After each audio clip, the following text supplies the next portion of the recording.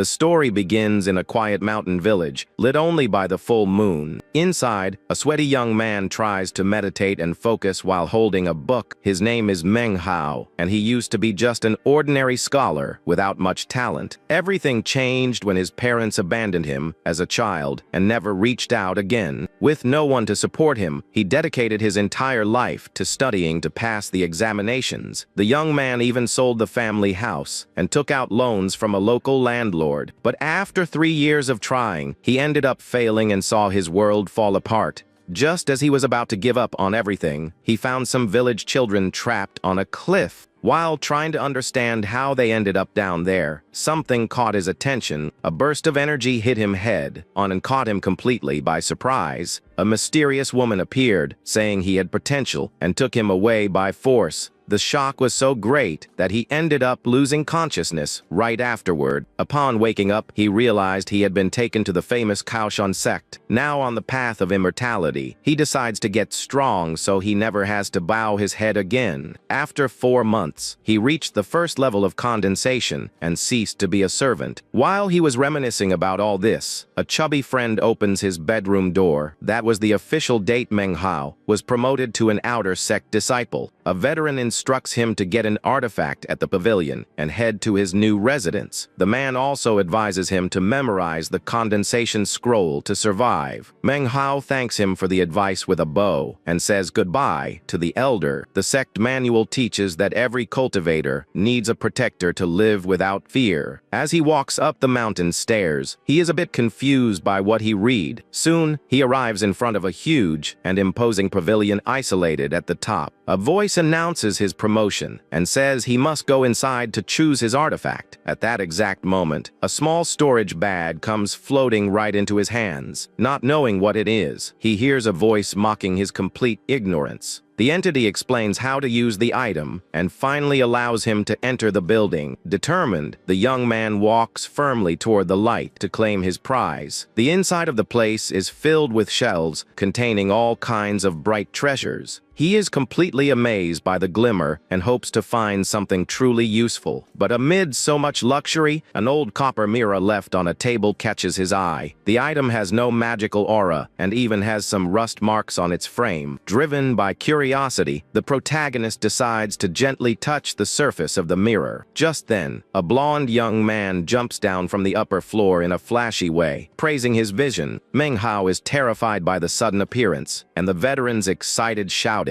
The guy lands, saying that choosing that mirror requires a lot of luck and destiny. With a smile on his face, he claims that the newcomer will reach the heavens with that artifact. As Manhwa hesitates, the blonde guy shoves the mirror into his hand and says treasures stay hidden. He says the object was forged by a mysterious light that fell straight from the sky. The patriarch himself never revealed its secrets, but believed in its immense power. Suspicious, the newcomer thinks the item must be junk, if not even the founder could decipher it. The veteran argues that this only proves how divine the treasure is, and that it is waiting for its owner to convince him. He even promises to accept the mirror back if the newcomer doesn't like it. Manhwa notices the trap and knows the blonde guy would surely make up an excuse in the future. But before he can refuse, a hand reaches out quickly toward him. The veteran simply kicks the boy out of the pavilion without any warning. Manhwa goes rolling violently down the stone stairs along with the copper artifact. From inside, the blonde guy yells that exchanging an item on the first day breaks sect rules. The boy stays on the ground clutching the mirror while hearing that he can come back another time. Night falls over the mountain while the new disciple deals with his strange acquisition. Back in his new room, Manhwa excitedly wears the green robe of the outer sect. He admires the luxurious environment and fully accepts his own path of cultivation, but his moment of peace is interrupted by a desperate scream coming from outside. Startled, the young man approaches the window to try to understand what is happening. Outside, 2 disciples fight to the end in the middle of the night over mere resources. Manhwa covers his mouth in shock as he sees the boy being brutally dealt with. He then remembers the warning the veteran gave about the true face of the sect. The rules of the place are ruthless and totally encourage fights between students. That hellish place is infamous for allowing constant theft of pills and stones. The veteran made it clear that there is even a public area for settling scores out there. The newcomer breaks into a cold sweat as he realizes the tales about righteous immortals were just lies. He scratches his head in sighs, knowing he shouldn't expect much from kidnappers. Soon, his gaze falls upon the useless copper mirror left on the table. The boy realizes that choosing a powerless item saved him from being a target for predators. He picks up the artifact and decides his only way out is to become stronger than the others. The next day, students mock him from afar for carrying that broken mirror. Everyone agrees that the junk he carries is simply not worth the effort of a robbery. Manhwa walks calmly through the courtyard, relieved not to attract the attention of criminals. The problem is that his cultivation has stalled, and he needs more energy to advance. Concludes that stealing from newcomers is a cycle designed to create ruthless monsters. Suddenly, a hurried crowd runs toward the central square to get pills. Upon hearing about the distribution, the boy fills with hope and decides to follow them. There in the square, the students are ecstatic to see a martial uncle and some elite veterans.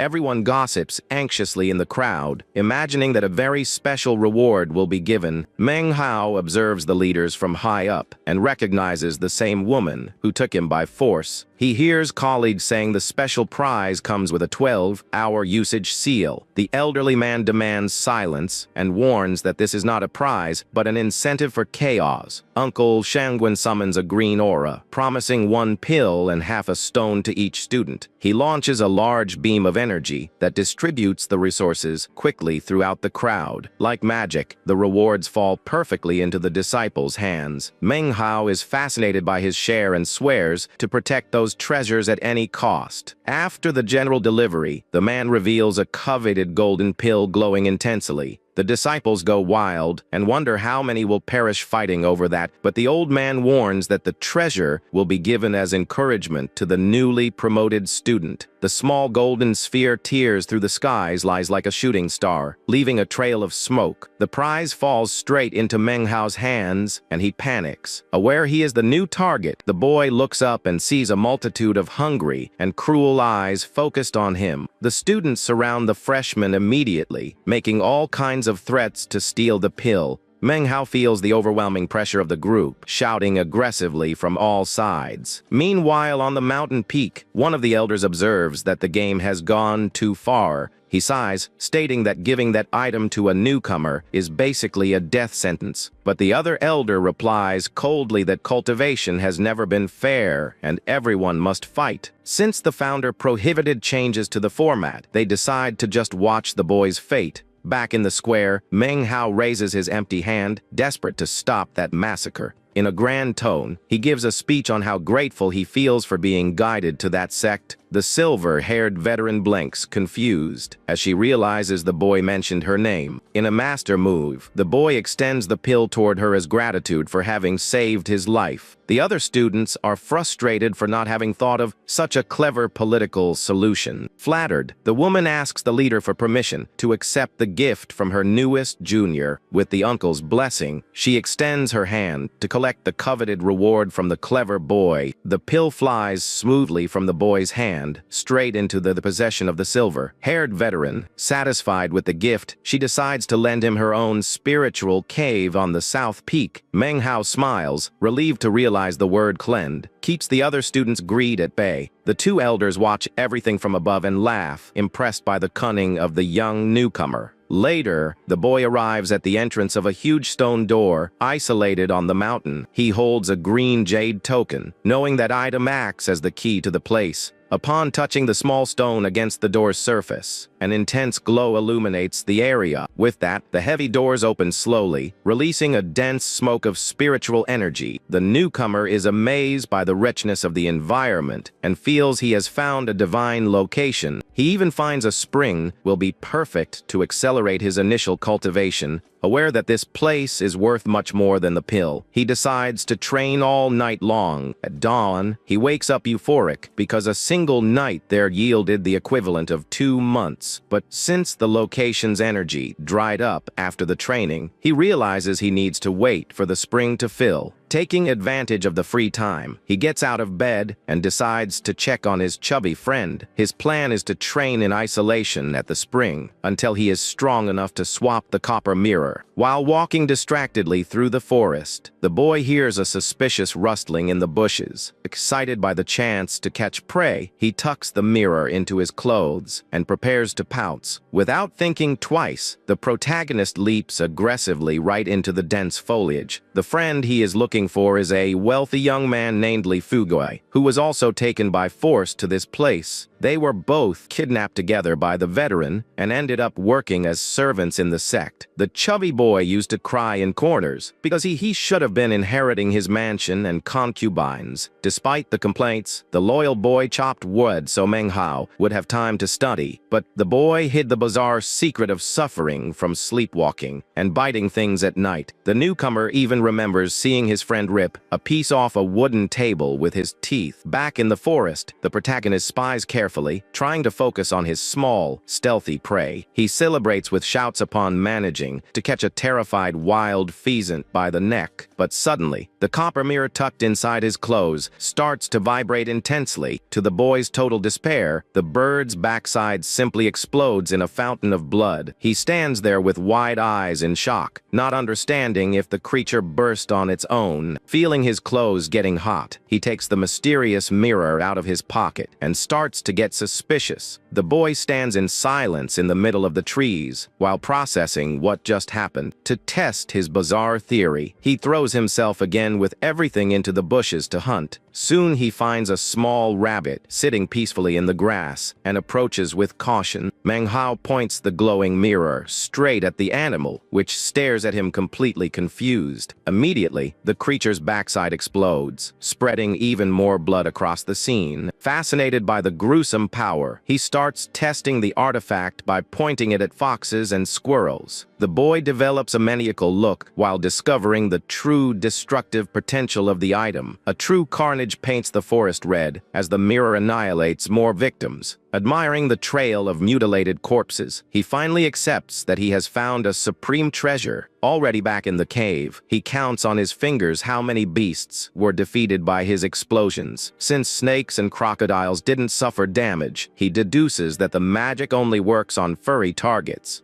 The boy then remembers the dangerous battle he had against a gigantic demonic monkey. The beam of light from the mirror hit the huge beast's head, on and threw it through the air effortlessly, in front of the brutally defeated creature. Manhwa confirmed for good the absurd power of that treasure. Curiously, the rust on the item itself seemed to vanish after causing so many scary explosions. Thanks to the hunt, he also managed to extract a valuable spiritual core from the big monkey. Now in safety, he aligns the magic stones next to the artifact on the cave table. With his hand on his chin, the young man feels that those few resources are a great start for a newcomer. Having to choose between the demonic core and the pill, he is in doubt about what to consume today. Without thinking much, he opts for the sect pill and quickly puts the dark sphere in his mouth. Upon swallowing the pill, he feels the spiritual energy spreading and circling his cultivation. Immediately after, the boy decides to devour the demonic core as well, all at once. His face immediately breaks into a sweat as he feels a completely absurd shock of power. Desperate, the boy runs to sit on the bed and tries to control that chaotic force. After a long hour of intense meditation, he finally manages to stabilize his body. A dense, foul-smelling black smoke begins to leak slowly from every pore in his skin. He realizes that he would have burst if he hadn't struggled to absorb all that energy. The newcomer remembers the books and understands that his body is expelling impurities. With that, the young man concludes, amazed, that he has finally reached the second level of condensation. Manhwa collapses on the bed, completely exhausted but shocked by the core's effectiveness. He regrets that beasts are rare because he would love to use the mirror and the pills to train. Just then, he places the green sphere on the copper mirror and a mystical light starts to glow. The core simply duplicates itself, but the boy notices his half-spiritual stone has vanished. Remembering an old saying about luck, he decides to be very bold with his life. Without hesitating, the boy throws the new, duplicated core straight into his mouth to become even stronger. An explosion of power illuminates his his veins, while energy flows violently. Reading the manual, he discovers that now he can finally use the coveted immortal arts. The young man begins to train tirelessly in the powerful magic technique of the fire serpent. In the forest, he fires flames at a demonic bear and causes a large explosion, but the huge beast just roars in anger and charges with sharp fangs to devour him. The boy recoils, startled to see that not even his best magic could bring the creature down. With no other choice, he points his faithful copper mirror straight at the monster's face. The bear's backside explodes instantly, and Manhwa is grateful to have the help of his artifact. He plans to get more stones in the next distribution to duplicate his cores. Satisfied with the hunt, he decides to head home before encountering stronger beasts. 10 days later, students gather in the square again to collect their monthly prizes. Upon receiving his half-stone, the boy realizes that common pills are no longer of any use. The confusion starts early, and veterans are already trying to steal prizes from the weaker sect members. He manages to get away unscathed only, because everyone thinks he is the eldest sister's prodigy. The young man smiles confidently, knowing that in a few months his mirror will turn the whole game in his favor. On the way, he tests the artifact on colleagues and confirms that the magic only affects furry beasts. Suddenly, a sinister figure emerges, lurking in the shadows of the trees in the middle of the forest. The newcomer freezes upon being cornered by the cruel brother Zhao of the 3rd level of condensation. The man demands threateningly that he hand over his stone and pill immediately. Feigning despair, Manhwa begs for more time, and the veteran agrees to give him a reprieve, but the rival warns that he will take the cave for himself and turn him into a mere personal servant. The young man tries to use the veteran's name as a shield, claiming he cannot hand over the place. Irritated by the excuses, the villain advances furiously, saying he already tried to be friendly. Manhwa reacts in the blink of an eye and fires his fire serpent at the attacker. The flaming spell hits the enemy head-on, creating a formidable golden explosion. Zhao recoils, drawing his sword, and reveals himself to be practically unscathed after the surprise impact. The veteran recognizes the technique and attributes all that fast progress to the spiritual cave. With a sadistic smile, he decides to use his fear demonification art to end the fight. A dark and terrifying energy surrounds the rival's body and begins to change his form, knowing he has no chance. The protagonist turns and runs as fast as he can. The monster chases him fiercely through the dark woods, promising to fulfill his wish of meeting his end. A huge claw covered in dark fur advances quickly toward the poor newcomer. The blow hits the boy head on and throws him violently to the ground, shredding his clothes.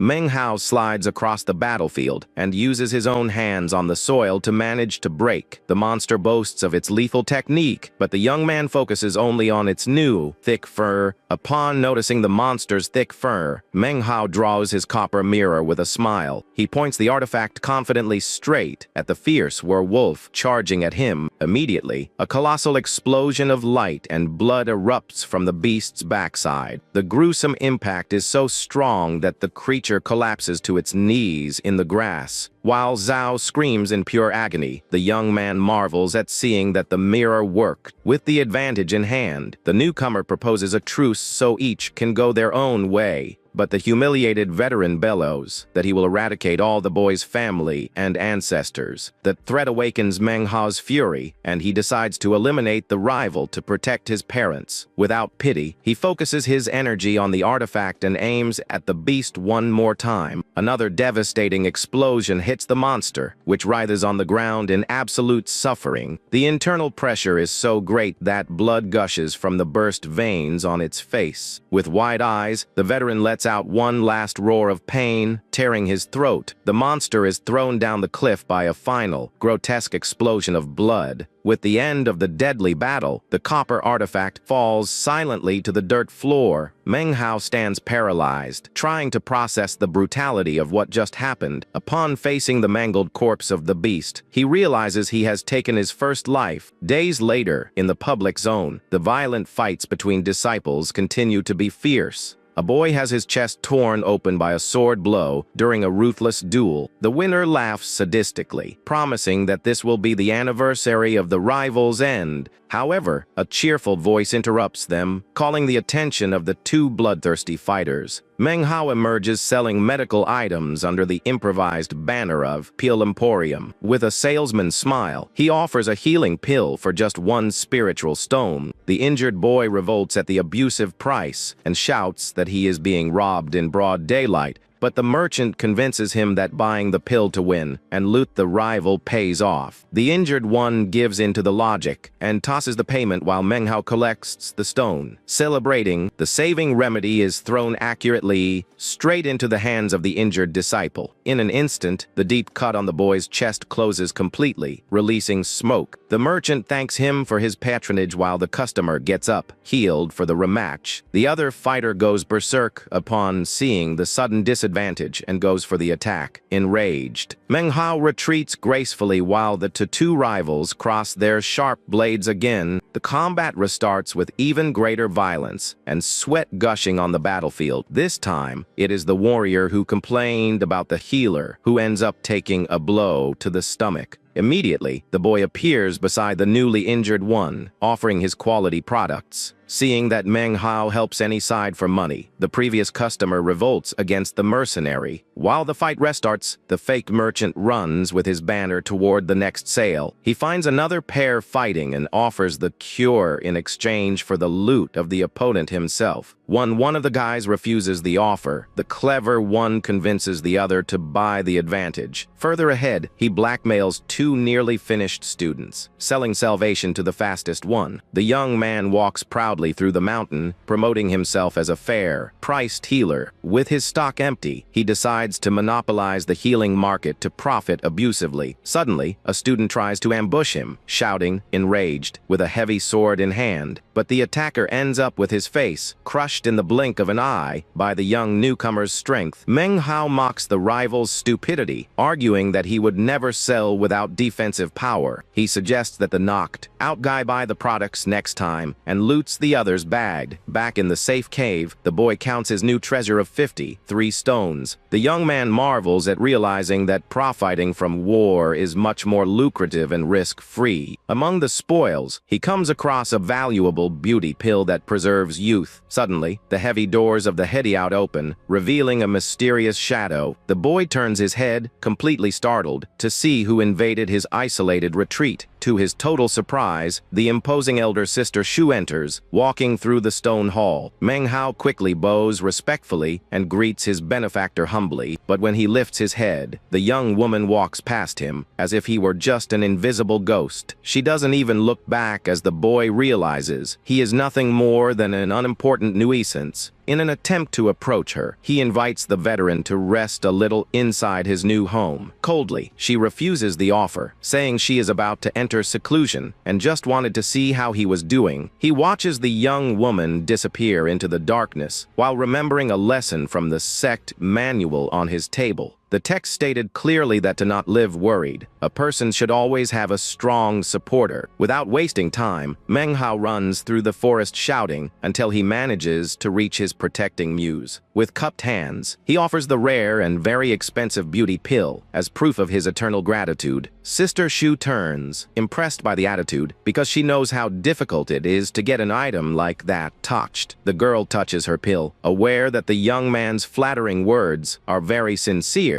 With a serious look, she warns him to focus on cultivation instead of using shortcuts to climb in rank. Feigning repentance, he lowers his head humbly and thanks her for the wise advice of his mistress. For his loyalty, the veteran accepts the gift and hands him a defensive jade amulet. In return, the boy proposes accompanying her to her house, knowing that being seen with her will ensure everyone's respect. The woman stays silent for a few seconds, evaluating the invitation from her helpful and persistent companion. Finally, she accepts, and they walk together along the trail illuminated by the beautiful orange sunset. The peaceful mountain scenery creates an atmosphere of complicity and friendship between the two cultivators. Hidden in the shadows, an elder laughs, satisfied with the cunning of the boy he had been following for some time. The old man realizes a newcomer understood the true essence of the Kaoshan sect better than all the others. A few days later, news of the young man's outing spreads like wildfire, and students gossip about his success. One group discusses the newcomer's meteoric rise, having opened his own business and humbled strong veterans. A boy mocks the others, claiming the real key to Menghao's power is his relationship with Sister Shu. Another contests the claim, saying the veteran is known as an ice queen and would never be friendly, but the gossip guarantees the girl filled him with resources, and that now his path to power will be unstoppable. The group sighs, dying of envy of the boy who supposedly gained the support of the most feared person in the area. In another corner of the mountain, the humiliated and injured veteran bows with great respect before a door. He cries desperately, begging a senior brother for help against the injustice of the pill seller. The corpulent student complains that the newcomer has been extorting students, forcing them to buy useless items. From inside the luxurious building, a voice agrees to evaluate the situation, but tells its crying lackey to leave, and in a display of strength, the brother expels his relative, reminding him that in the sect, there are no family ties. Alone in his room, the great veteran Lu Chai reflects on the genius idea of opening an extortion business. The proud third-level fighter regrets never having thought of such a clean way to steal from the weak. Time passes, and in a clearing, a new and larger pill shop banner is raised majestically by the wind. But the business that was supposed to be lucrative leaves our hero discouraged, and without revenue for some time now. Meng Hao sighs, bored, seeing a potential customer at the top of a rock, but with his own banner. He curses for having had his sales model stolen by a veteran, who would obviously finish him off in a fight.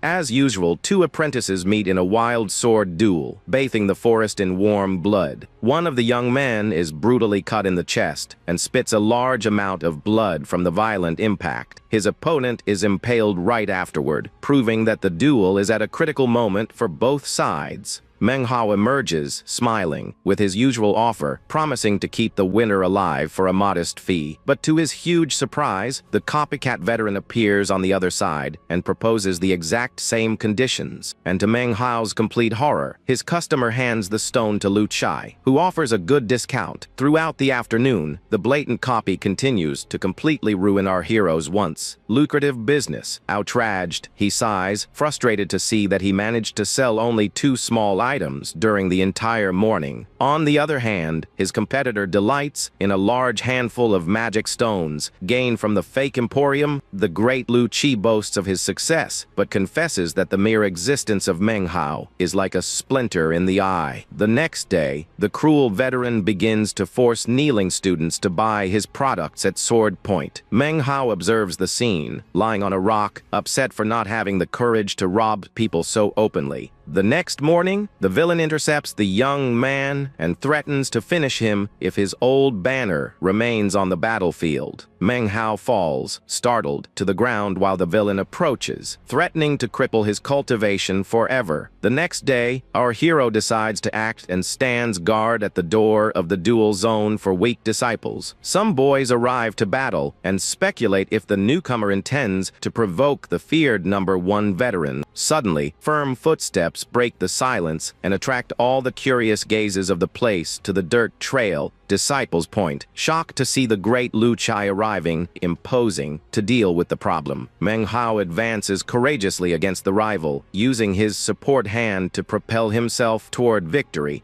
The crowd of students freezes in shock and disbelief to see the newcomer dare to challenge the legend of the fight area. The veteran points his legendary sword and decrees that the enemy is digging his own grave by trying to fight. The boys recognize the deadly purple sun sword, which was given to the sect veteran as a great prize. But even in the face of so much danger, the young newcomer just smiles and continues his suicidal charge against Lu. In the air, the powerful purple sun sword emits a blinding glare upon clashing against the opponent's fragile blade. As expected by the public, the great Lu Chai's weapon breaks the hero's junk into several pieces in the blink of an eye. Taken by surprise by the violent impact of the master swordsman, the boy spits out a large amount of blood, but even defeated, he smiles, revealing magic flames while telling Lu he is at the 4th level of condensation. He explains proudly that he reached that level in the dead of the previous night, while everyone slept. A quick memory shows him breaking pills and cores with the bronze mirror inside his old cave. The flashback reveals Meng Hao's revolt at seeing the rival copy him, steal his customers, and still threaten his cultivation. Determined to take revenge, he used all his shop reserves to duplicate the simple Kai condensation pills. With a huge handful of those dozens of pills, he swallowed everything at once, creating a new explosion. The boy felt as if he were in the middle of a spiritual tidal wave capable of taking his soul beyond the limits. Now in the present, the newcomer mocks the veteran, asking if he still has the courage to fight someone so strong. The other sect students cannot believe someone rose to the 4th level in just a few months. With his secret revealed, Meng Hao wipes the blood from Lu's face and laughs confidently while pushing away his old sword, but the veteran does not accept the humiliation and throws himself ruthlessly into a low attack, ready to cut the rival. Surprising everyone, Meng Hao pulls out a new shining sword that defends his neck at a last crucial second. The absurd pressure of the impact destroys this weapon as well, with sharp shards flying straight into both students' faces. The veteran takes the chance and shoves the boy with the hilt of his sword, mocking his defective swords. But the hero is not intimidated and sticks his right hand confidently into the old cloth bag hanging from his waist. With an agile movement, he summons more than 6 flying magic swords and orders them to surround the opponent. Meng Hao points his finger at Lu Qi, decreeing that he will bury him in the unlimited copies of his magic swords.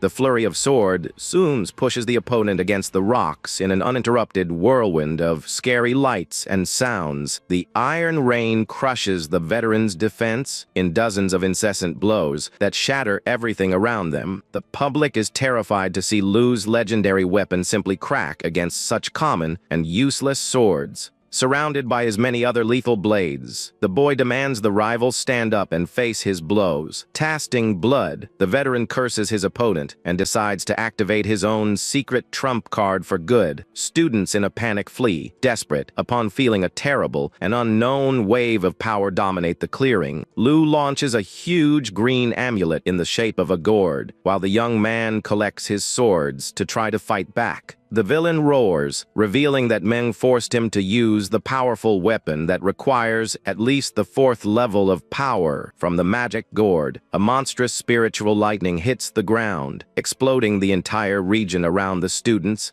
The public cries, terrified, while the winds of demonic energy tear almost everything from the public zone. In the middle of the storm, Meng Hao's jailed shields the hero. Although all his flying blades break, a strong glow emanates from the green protection stone, which seems to be about to shatter from so much tension in his hand. He sighs, thanking the silver-haired veteran eternally for having given him such a formidable shield. Lu Qi freezes, completely stunned and terrified to see that his best and most powerful attack failed against the enemy. Worse still, the veteran no longer has the minimum energy required to continue activating his legendary magic gourd. Taking advantage of the moment of total vulnerability, Meng Hao flies like a rocket, aiming his boots at the opponent. In the blink of an eye, the hero lands a punch on the rival's face, who loses his balance and falls prostrate on his stomach on the ground. The young man advances immediately upon him with fury, analyzing the fallen relic, and decides to take the valuable jewel as loot. Humiliated, the veteran warns that small treasure possesses his master's seal, who will come to punish him brutally.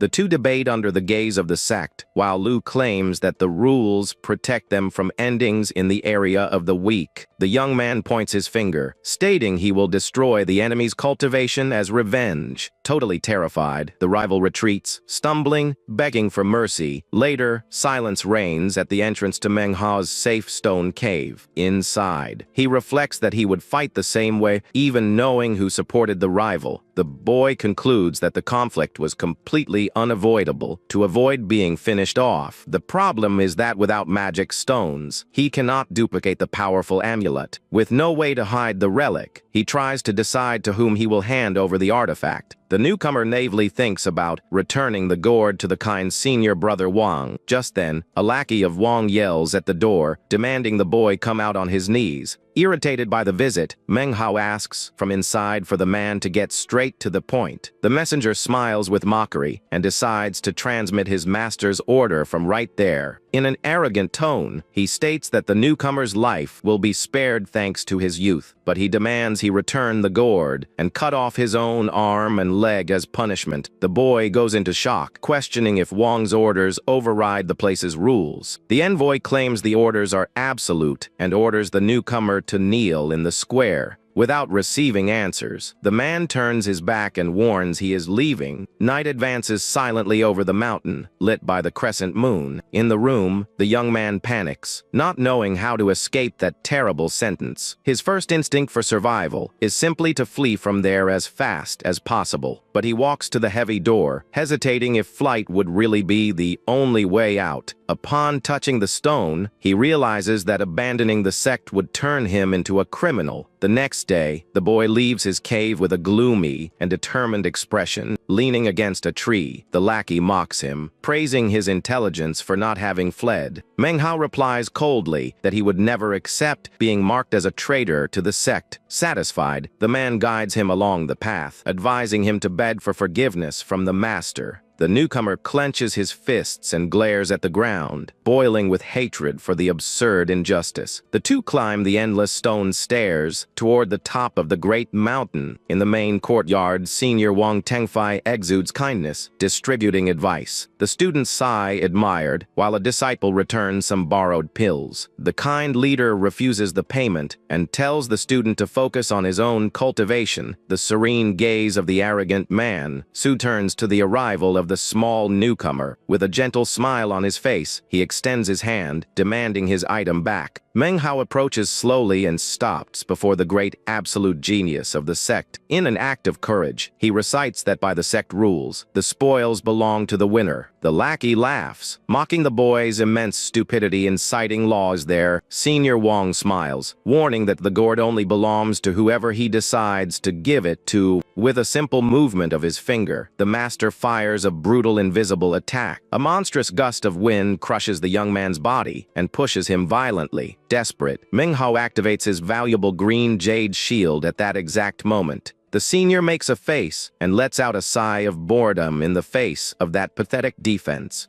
Without the slightest effort, he tilts his fingers subtly to increase the pressure. Immediately, the attack crushes the barrier and shatters the protective jade in the air. The overwhelming force throws the boy down the slope in a glare of intense energy. The boy falls defenseless with his arms raised in the middle of the shower of shining shards. He widens his eyes to see the precious gift from his protector being destroyed. With one more elegant wave of his hand, the arrogant master pulls his relic back. The young man is swallowed by a terrible cutting whirlwind and spits out quite a bit of blood. The winds rip the small magic gourd straight from the neck of the injured boy. Wang grabs the amulet and asks ironically if the newcomer heard his orders. Without waiting for an answer, he launches a new sharp wind blade against the enemy. The ruthless wind attack wraps around Manhwa's legs, threatening to break his bones. The newcomer rises, desperate, while the cutting blades of air swallow him whole. With a superior posture, the master calmly orders the boy to be expelled from the sect. Suddenly, a thundering explosion with the breaking cymbal shatters the magic wind. Manhwa collapses heavily on the stone floor, spitting blood from the strong impact. The great elder Ayang emerges, imposing, at the boy's back. Demanding the end of that fight, the arrogant master decides to retreat, smiling politely so as not to disrespect his superior. Without caring about the damage, the genius turns his back and simply abandons the location. Left on the cold ground, the young newcomer faces the sky, completely devastated by his weakness. The other disciples observe the tragic scene, maintaining absolute and startled silence. The elder throws one last severe look at the fallen boy before following his way. With his body trembling from pain, the boy forces his injured arms to try to get up. Humiliated before the entire sect, he walks with his head down through the crowd. The young man descends the immense stairs of the mountain, feeling the weight of his terrible defeat. Upon arriving at his cave, he pushes the stone door using his last remaining strength. Completely exhausted, he stumbles into his dark and isolated refuge. His injured body finally gives in, and he collapses unconscious on the entrance floor. A long and silent time drags on while the boy remains passed out on the floor. 10 whole days pass in the darkness without him managing to wake from his sleep. Finally, elder sister Shu appears in the cave and finds her fallen Prada Jai. She stares at him with compassion, revealing that she also just came out of a long retreat. Using a healing water magic, she says that the feared Wong possesses powerful origins. The woman explains that the rival, the leader's great favorite to dominate the inner sect. The gentle aura of the veteran lifts the boy from the floor, settling him gently onto the bed. She leaves a jade item on the table, asking him to break it if he suffers another attack.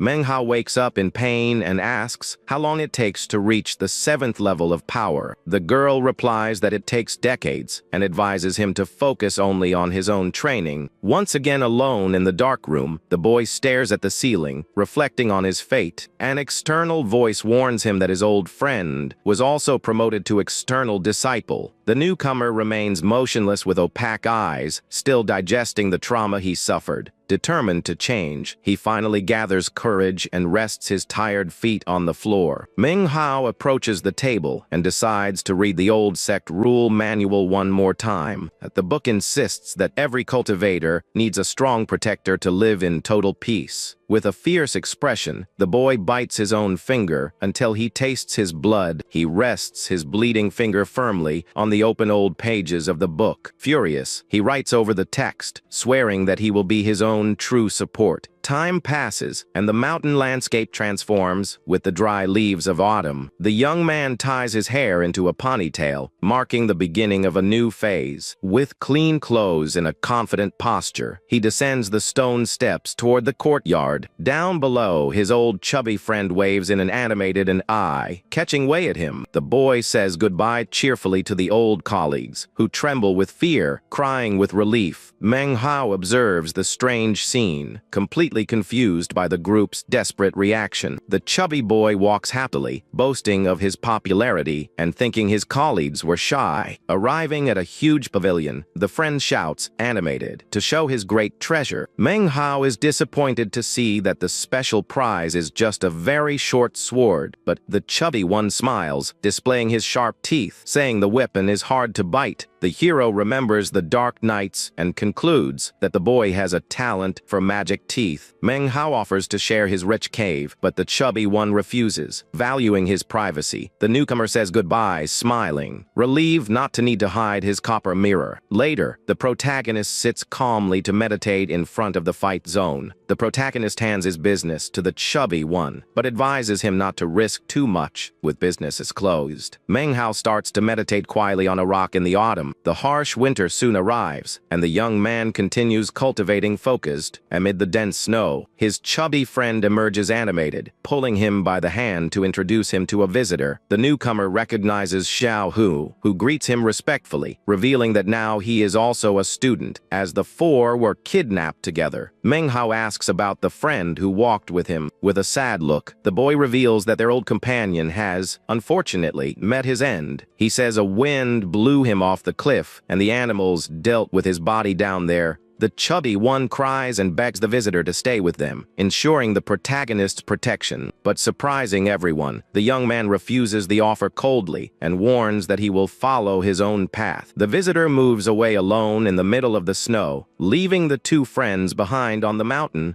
The chubby one scratches his head, completely failing to understand the boy's solitary and strange attitude. Manhwa deduces that he must have found some secret treasure to have so much confidence. 3 months pass, marking an entire year since the boy was dragged to the sect. On distribution day, students gossip, worried that the great elder passed away from old age. The crowd fears an enemy invasion while rumors about the lost ancestor run wild. The boy asks if the deceased was named Aoyang and is relieved to hear it was someone else. Upon being questioned by his friend, the young man admits that his cultivation stalled and becomes a laughing stock. He remembers Sister Shu's advice and concludes that he needs special pills to advance. The rich chubby one offers to buy remedies for him. When old Shangwon emerges for the delivery, the elder displays proudly a small golden pill glowing intensely in his hand. Meng Hao widens his eyes immediately upon recognizing the powerful aura of that reward. The coveted item is none other than a rare and valuable arid spirit pill. The disciples go into ecstasy, remembering that special treasure is only handed out once a year. The protagonist clenches his teeth, knowing that the pill would be perfect to break his limit.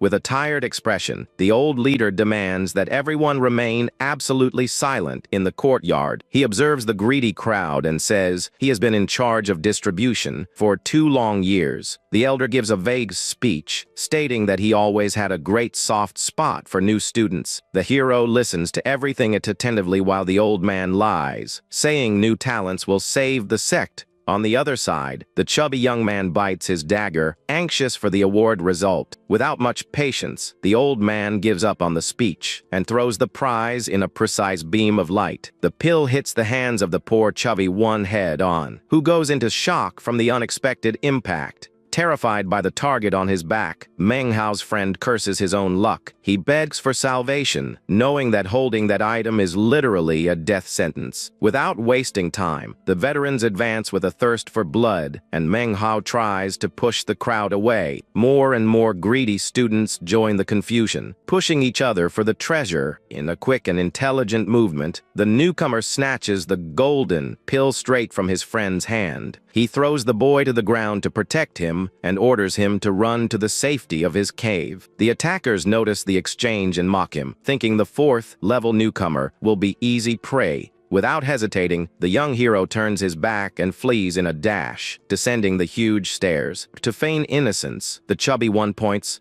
to his friend and yells that he was robbed. The maddened crowd chases the target down the stairs, demanding he hand over the reward. The chubby one covers his mouth with his hands, trembling with despair and rooting for the protagonist's escape. Running through the forest, the boy plans to survive for 12 hours to consume the pill. Since strong veterans follow him closely, he decides to risk his life by entering the Black Mountain. The newcomer smiles, pulling out his mirror, aware that the beasts of the place will be his great advantage. The rivals stop at the mountain border, thinking the boy went crazy to enter there so weak. They conclude that the lethal monsters would swallow the target and the pill in the blink of an eye. Desperate not to lose the treasure, the veterans invade the dangerous, shadowy forest. But right on the way, they come across, startled, the immense carcass of an exploded tiger. The veterans are shocked to see that the strong monster had its valuable core stolen. Soon they find more carcasses and wonder how the newcomer killed them so quickly. The blonde rival breaks into a cold sweat upon realizing he would never have managed to stop such a strong opponent. 2 5th-level leaders think the boy is very strange and decide to focus right on the hunt. One of the hunters focuses his gaze full of greed, wanting to recover the pill before everyone else. With that, the 2 powerful cultivators advance at extreme speed through the shadowy woods. Meanwhile, the hero runs, holding his faithful copper mirror, ready for any beast. He points the strange artifact at 3 boars that flee, terrified. At that very moment, the young man concludes that just scaring the beasts avoids major delays and helps him in his escape. Suddenly, he does an agile somersault in the air, sticking flying swords straight into the ground. Then, the bold boy lands softly on the blade of one more flying magic weapon. Using the great momentum, he slides quickly through the terrain, riding on top of the sharp steel. When the weapon loses speed, he steps firmly on the ground to break his advance. He soon repeats the process and surfs on another sword, opening a large distance from the veterans. The rivals are shocked, thinking he is flying, but notice it is just a sliding trick. The agile newcomer doesn't lose his rhythm and keeps jumping perfectly along the swords without stopping.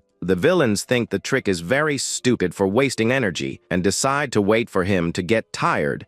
But the clever one devours his numerous pills, while running to manage to keep up the maneuver. With a lot of hatred in his look, he focuses on becoming stronger so he is never humiliated by Wong again. Suddenly, an enemy jumps from the trees, shooting flames and demanding the valuable magic pill. The man makes a threat to finish him, but the hero reacts by firing a sharp blade at him. A huge fire serpent crosses the path, forcing the hero to dodge the scalding attack. In a beautiful spinning movement, he throws dozens of flying swords around the grove. The rivals widen their eyes, incredulous at the absurd wealth in weapons of such a newcomer target. With a dark smile, the young protagonist shouts the explosion command at the top of his lungs. A deafening detonation swallows the path in flames, injuring the hunters who are following him. The leaders covet the boy's bag, irritated by him destroying such expensive treasures in one blow. Half an hour drags on, and one more devastating explosion shakes the immense mountain forest. 1 hour later, another fireball lights up the skies and attracts even more enemies to the hunt. The bangs keep echoing without stopping, proving that the newcomer does not intend to give up so soon. The panting leaders are very indignant at the target, who already exploded more than 30 swords. They follow, furious, trying to understand where all that energy comes from and notice something bizarre. Suddenly, a gigantic demonic wolf jumps from the shadows, attacking one of the leaders' head on. The man punches the monster, complaining that the beasts are ignoring the boy to focus on them. Surrounded by a thirsty pack, the rivals decide to bring down the beasts to clear the path. Far away, the young man celebrates the success of his mirror, but knows the pill's glow will attract him. Upon seeing the huge amount of boars, he fears that not even the artifact will stop a tide of monsters. At that exact moment, a scary roar shakes every immense tree in the Black Mountain. The astute boy freezes at that very moment, suspecting that that scream belongs to a king of beasts. Through the treetops, dark monkeys with vivid eyes emerge, hunting anything around. In a very quick decision, the boy hides his glowing mirror straight into his clothes. One of the feared dark monkeys focuses its attention, wanting to devour the newcomer's pill. The brutes fall violently from the woods, trying to crush the young cultivator without mercy. The newcomer notices that the beasts do not flee from him and deduces they are aberrations that are much stronger. But a clever smile illuminates his sweaty face upon architecting a brilliant escape plan. In another part of the dense woods, the blonde hunter continues his bloody battle against beasts. Exhausted and surrounded, the hunter admits he cannot cross the location and thinks about retreating from the hunt, but the relief vanishes as soon as Manhwa emerges, sliding and attracts the large, irritated monkeys. The clever one shouts, pretending he brought the monkey order at the request of the other students. Without letting the hunters react, the newcomer throws more swords for a new fatal explosion. Manhwa detonates his flying swords in the monkey's face and leaves the hunters enraged. Behind, the hero flees, smiling for having delayed most of the rivals, but knows the swords cost a lot of money. Soon he hears the shouts of 2 5th-level leaders who finally manage to bring down the wolves. Aware that he would lose in a direct combat, he decides to enter even deeper into the dangerous Black Mountain. Night falls silently over the location, lighting up the dark sky with a beautiful and solitary full moon. Suddenly, scary roars of various beasts echo violently throughout the dense forest. The thundering sound dominates the environment completely, creating a climate of pure dread in the darkness of the woods. The hunters face the crazed animals and conclude that the fugitive newcomer is to blame for all that chaos. They suspect the target masters, some evil art capable of controlling the emotions of all those creatures. The hunter with tied hair suggests retreating, but his irritated colleague refuses to let go of the rare golden pill.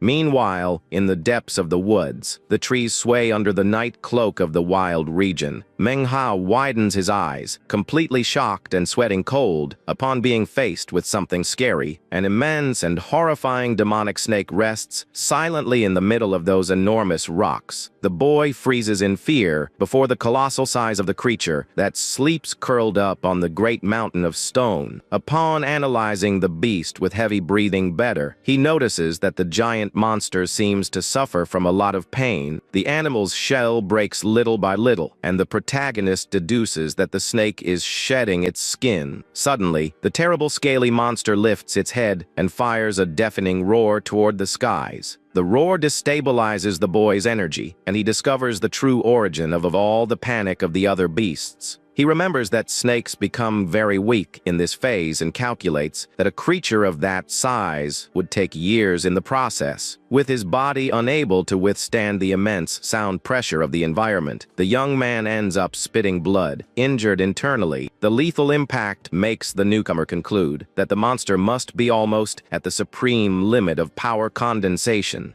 Aware of the absurd danger, he decides to retreat, but something peculiar attracts his total attention quickly. A gigantic flying sword rests, stuck firmly into the thick and hard scales of the enormous snake. Fascinated, he thinks that a weapon capable of piercing a beast of such a high level must be a great lost treasure. However, the boy slaps his own face to drive away the greed and decides not to provoke the terrible sleeping animal. Trembling with fear, our fearful and intelligent hero flees in a hurry from that monstrous nest of certain end. Many hours later, the boy finally manages to sit on a distant rock to rest his legs. The two veterans emerge, completely exhausted, questioning if the runaway's vital energy has finally reached its end. With a very calm countenance, he swallows a vigor pill, restoring his strength in the blink of an eye. The pursuers break into a cold sweat, completely frustrated, without having any pill to recover their own tired breath. The big guy loses patience entirely and curses the young man, demanding a fair fight without the use of beast control. The protagonist opens his arms and threatens to run to more beast nests if they insist on continuing the hunt. He shows the golden pill, warning that he will consume it to become stronger if the 12-hour time reaches its end. The bold threat of the newcomer further infuriates the veteran, who grinds his teeth, dying of anger at the audacity. Without having another choice, one of the hunters turns his back, promising to take revenge brutally. When they return to the sect, the other man praises the boy's cunning, trying to create a fake friendship before retreating peacefully from the location. The fake, friendly one lowers his head, curving his hands, hiding his immense hatred behind that courteous greeting.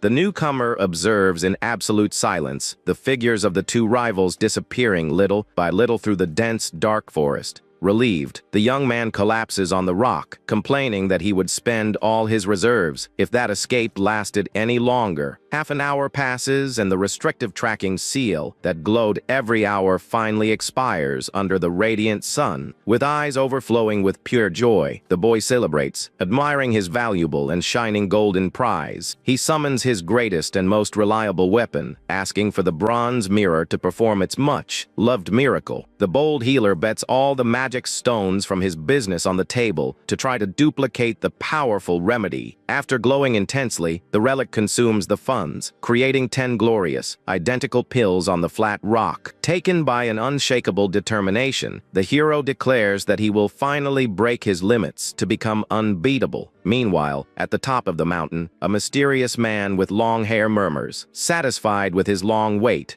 Senior Wong reveals himself, exuding the shadow of a legendary dragon. Knowing the beast perished within that region, the dangerous veteran analyzes his token, aiming to use the great sect's secrets to evolve his own base. A servant approaches, warning that the invited allies are already ready to start the great and mysterious real plan. Wong reveals that he will attack the fragile immense snake to extract its rarest core. When the skin's shedding ends, the proud Wong Tengfei smiles confidently, claiming that his plan will be a success because he is the chosen one. He recalls that at 6 years old, a drop of magic blood fell from the sky straight onto his arm, forming a mark. This drop gave him an inheritance to find the legendary Yinglong and dragon hidden in the mountain's shadows. The monster's corpse was sealed and the truth could only be revealed during the difficult skin shedding. Aware of his imposing fate, the master orders his subordinates to invade the mountain at dawn. Far away, the valuable golden pills float, glowing in a dazzling way in the darkness of the night. The newcomer absorbs the valuable items and feels his soul dive into a vast ocean of spiritual energy. Upon analyzing his interior, the young man comes across, impressed, an immense floating magic lake in the sky. He realizes the sea is his own energy core and celebrates having reached the 5th level of power. The crystalline lake confirms the first great milestone in the hero's journey toward absolute immortality. This spiritual foundation proves, once and for all, that the boy abandoned his mortal body completely. The boy vibrates upon knowing that now he will be able to train the art of walking in the wind and raising his lethal blows. But his lasting joy is suddenly interrupted by a scary roar echoing through the forest. The hero notes a lot of fear in the big monster's roar and decides to investigate the situation from a safe distance. Upon spying on the location, he is shocked to see cultivators flying and attacking the gigantic scaly snake. The newcomer hides in the rocks upon recognizing the imposing figure of Senior Wong leading the furious hunt. With a calculating and serene look, the sect's cruel genius prepares a powerful shining magic in his fingers. Immediately, large swords cross the skies at an impressive speed, tearing the dense clouds. The magic blades hit the robust body of the sleeping beast, causing a great, fulminant impact. The other summoned masters take advantage of the gap and jump violently with their own lethal weapons. The hero freezes upon realizing that all the cruel helpers are at least at the 7th level of condensation. The colossal demonic creature writhes in pure agony while receiving hundreds of relentless attacks. Hidden, the young man roots, animated, for the big monster to swallow the arrogant master and conclude its revenge. Observing the beast's fury, the experienced master lifts his hand, ordering the creation of a barrier. An immense spiritual matrix lights up instantly in the dark skies, dominating that entire region. Destructive lightning falls from the sacred formation straight onto the thick skin of the gigantic cornered animal. The beast fires a deafening roar of pain, feeling the rays burn its old, rustic scales. In an explosion of pure energy, a formidable blue dragon spirit emerges from the snake's head. The leader smiles, satisfied upon noting the legend was real, and the creature hid the remains of the divine beast. Having exhausted its final defensive strength, the great shining mirage collapses and fades in the dead of the night. The great hunters go into high alert upon noting that the ancestral ghost has dissipated for good. The arrogant lord does not contain his immense greed, warning that the supreme treasure is almost in their hands. The newcomer is shocked to see the gigantic snake taking flight through the skies in one last desperate effort. But the boy's astute gaze soon notices that the colossal sword stuck in it did not rise along with the monster. He understands that the old rusted blade remains stuck in the abandoned shell and deduces that that is worth gold. Full of determination, the young man swears he will steal that treasure just to frustrate his enemy's plans. Without wasting one more single second, our fast hero runs as fast as his new feet allow. He jumps quickly along the dangerous rocks, using the wind to his favor so as not to be detected by the rivals. Desperate to arrive first, he squeezes through the dark fissures, cutting the mountain path. The agile boy slides silently through the stone cracks, approaching the targeted ground more and more. His heart beats very fast in his chest, fearing the veterans will return to seek the great prize. Upon finally reaching the kill site, he is paralyzed, completely amazed by the immensity of the discovery. High up, the men hold the advance of the enraged beast, while freeing the senior to steal the treasures. Without hesitating, the elegant lord dives gracefully toward the abandoned lair in the depths of the earth. He lands softly at the stone entrance, opening his confident path toward the spoils of victory. The rival smiles in a completely evil way, celebrating the end of his long searches for that dark power. The skeletal corpse of the ancient dragon lies silent and shrunken in the middle of that immense snake carcass. The villain approaches slowly, explaining that he needed to wait for the skin's shedding to steal the relic in peace. He boasts of having spent his wealth and many years of research to track down the dragon's perfect tome, but the leader gasps, sweating cold, upon touching the monster and noticing the great prize vanished from the location. Wang Tengfei searches for the treasure in every corner, but realizes the relic disappeared. Desperate, he uses his mystic blood mark to try to track the item's location. The lord widens his eyes, completely shocked and furious upon feeling absolutely nothing. Dominated by rage, the villain hits the dead dragon's skull with a brutal sword blow. He notices a recent cut on the thick shell and concludes that someone stole his supreme prize.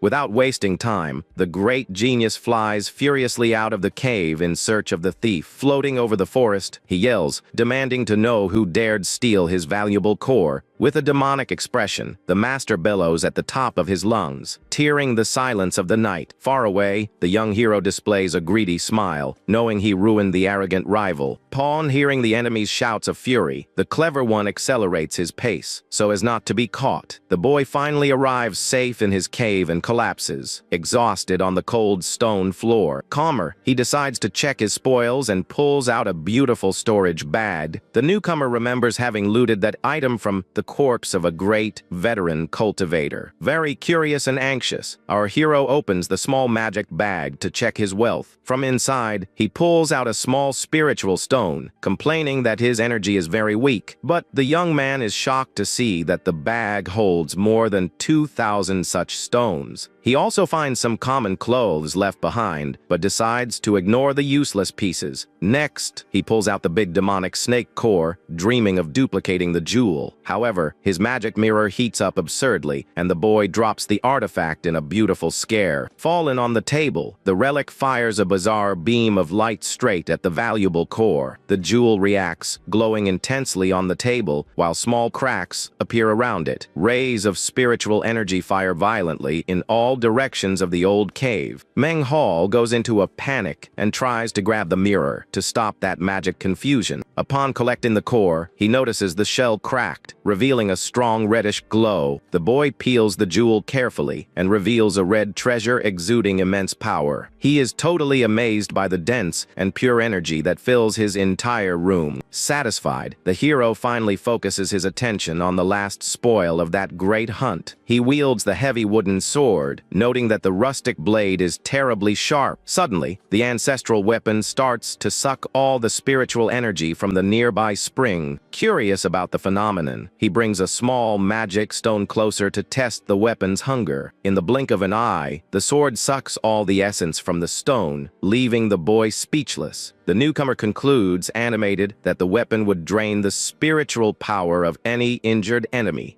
Aware of the danger, he faces his mirror, begging the artifact not to explode the sword. Breathing deeply, he aligns the two great treasures on the floor to initiate the duplication. The young man wonders how many magic stones would be necessary to copy a divine item. With hands a little shaky, he rests the glass of the artifact straight on the wooden hilt. Immediately, the mirror sucks a large handful of stones in a violent explosion of light. The boy widens his eyes in pure despair to see his wealth disappear without leaving a trace. He tries to keep calm, hoping the duplication was already underway on the table. To test the process, he throws with hesitation one more small stone onto the mirror's surface. The relic devours the stone, and the boy begins to feed the item, cursing its hunger. The number passes 100, and the healer surfs with hatred, seeing his savings go down the drain. Crying with sadness, he begs the mirror for mercy while passing 200 stones. The boy hesitates to stop, fearing that failure will destroy the treasure's functions forever. Suddenly, a colossal column of light and fire erupts from the floor, clearing the entire cave. Manhwa is left in the corner, grumbling that he is too exhausted to be surprised. The young man observes the bright bonfire, wondering when that intense glare will vanish. Sometime later, the flames vanish and the boy faces the result with his mouth wide open. The miracle happens, revealing two perfectly identical wooden swords on the floor. Crying and laughing, nervous, he collapses on the floor, regretting having lost 2,000 stones. Manhwa cries bitterly upon realizing he toasted his 2,000 valuable magic stones. Trying to relieve the pain of the loss, the young man holds firmly his new shining core in his hands. He wonders how strong he will become upon swallowing that right after reaching the 5th level. Without thinking twice, the bold cultivator throws the small red sphere straight into his mouth. The rare demonic core's energy falls deeply like a drop in his spiritual sea. For a brief and tense moment, the surface of the mystic water remains completely still, but suddenly, a monstrous explosion of energy makes the great internal lake overflow. Violent waves of pure spiritual power clash aggressively against the boy's mind. The tidal wave sweeps everything along the way, spreading a chaotic force throughout the hero's body. Shirtless, the young man meditates, isolated, on his stone bed, trying to master all that force. Meng Hao grips a massive stone blade with his injured arms and screams his rival Wang Tengfei's name in a fit of rage. He hurls the giant weapon with all his might toward his rival, who just watches him calmly. But Wang Tengfei raises his hand and blocks the massive attack easily by creating a glowing shield. The disciples whisper, saying that a nobody like Meng Hao could never compare to a prodigy. Suddenly, the immense stone weapon begins to shatter, revealing hundreds of smaller blades hidden inside. The attack spreads out, raining sharp blades down against the opponent's barrier. All the swords converge rapidly on the same point, creating immense pressure in the air. Senior Wang is startled to realize that something completely unexpected is about to happen. A terrifying explosion of red light erupts on the battlefield, blinding everyone for a moment. When the smoke clears, the powerful heir sees that one of his fingers has been badly injured and is bleeding heavily. He stares at his own wound, unable to believe he was struck by a common warrior.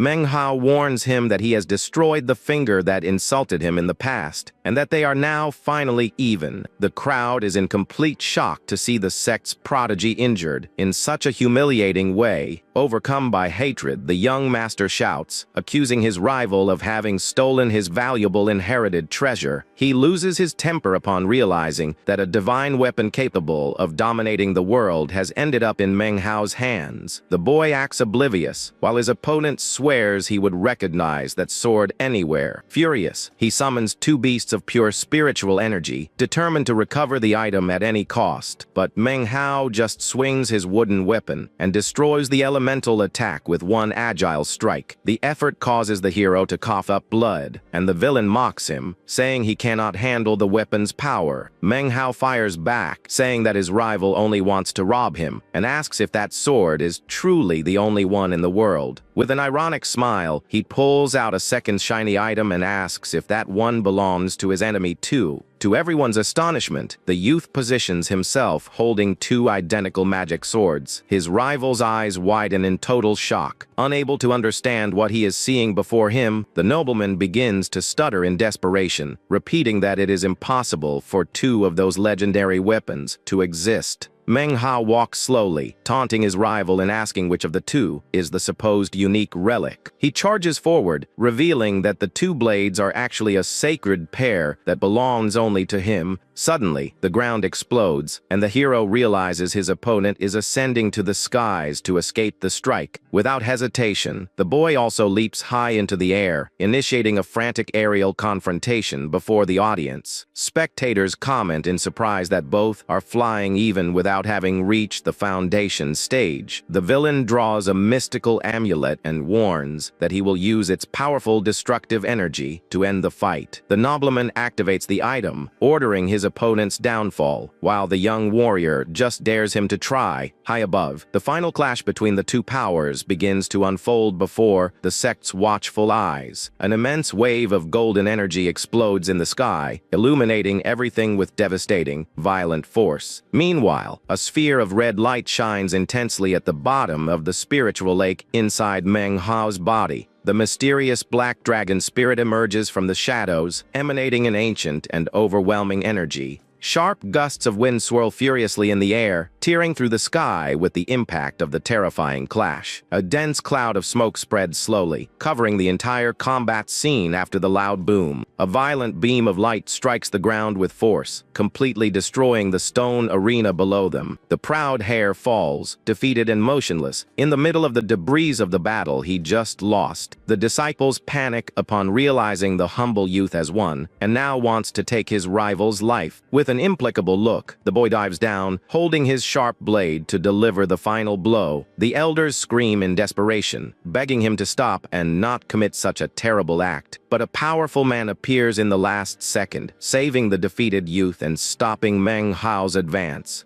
The man in blue robes looks sternly at the victorious youth and warns him that he has gone far enough. Everyone present immediately bows in deep respect to greet the sect's supreme leader. Leader He Luoa declares the hero's victory and officially names him the new disciple of the sect. While recalling the difficult trials he went through, Meng Hao remains firm and imposing before everyone. The youth performs a formal greeting, showing that his respect and determination remain unshakable. The boy smiles lightly, aware that he alone is responsible for his own destiny and power. The supreme leader's words echo through the arena, marking the true beginning of a new era for the hero. A chubby friend cheers happily, while an elder feels relieved that he no longer needs to protect the youth. The old master turns away, thoughtful, recalling the harsh rules required to enter the inner sect. Students comment in shock about Meng Hao's monstrous talent for having defeated the heir of a great clan. Far away, a dark and gloomy mountain known as the Black Mountain rises beneath storm clouds. A mysterious cosmic creature gives a bizarre smile, mocking that sect's vulgar name and millennial history. The mysterious being watches Meng Hao from afar, finding it interesting that he swallowed the core and received the inheritance. Violent lightning strikes across the dark skies, while the entity promises that sooner or later it will tear down paradise itself, even with its main body asleep. The powerful being finds it very amusing to watch the world with its divine sense. 1 week later, Meng Hao is taken to pay his respects before a huge painting of the ancient patriarch Kashan. He kneels with reverence, following the strict ceremonial rules required for new official members. The youth thanks Senior Chen Fan for the friendly welcome, says as he considered him to be a very serious person in the past. Chen Fan laughs awkwardly, thanking him for the compliment and promising to take him personally to see his new spiritual cave. Meng Hao concludes with relief that the senior is an honest cultivator and very different from the cruel people of the outer sect. Walking through the forest, Chen Fan advises the boy to read in the libraries. He does not depend only on his magic weapons. He also scolds the newcomer, explaining that hunting common animals delays the advancement of his mystical energy. Sitting at the table, the senior continues chatting, saying that using many storage bads is quite impractical. Meng Hao covers his face with his hands, wondering if the other senior lives in isolation, just to avoid that chatterbox. The chatterbox asks if he misses Senior Shu, leaving the boy completely flushed and stuttering nervously. To change the subject and hide his embarrassment, the youth asks what happens after completing the condensation level. The senior begins another long lecture, explaining in detail the different levels of the spiritual foundation stage. The two spend hours talking about the sect's legends and the almost unreachable realms of mystical immortality.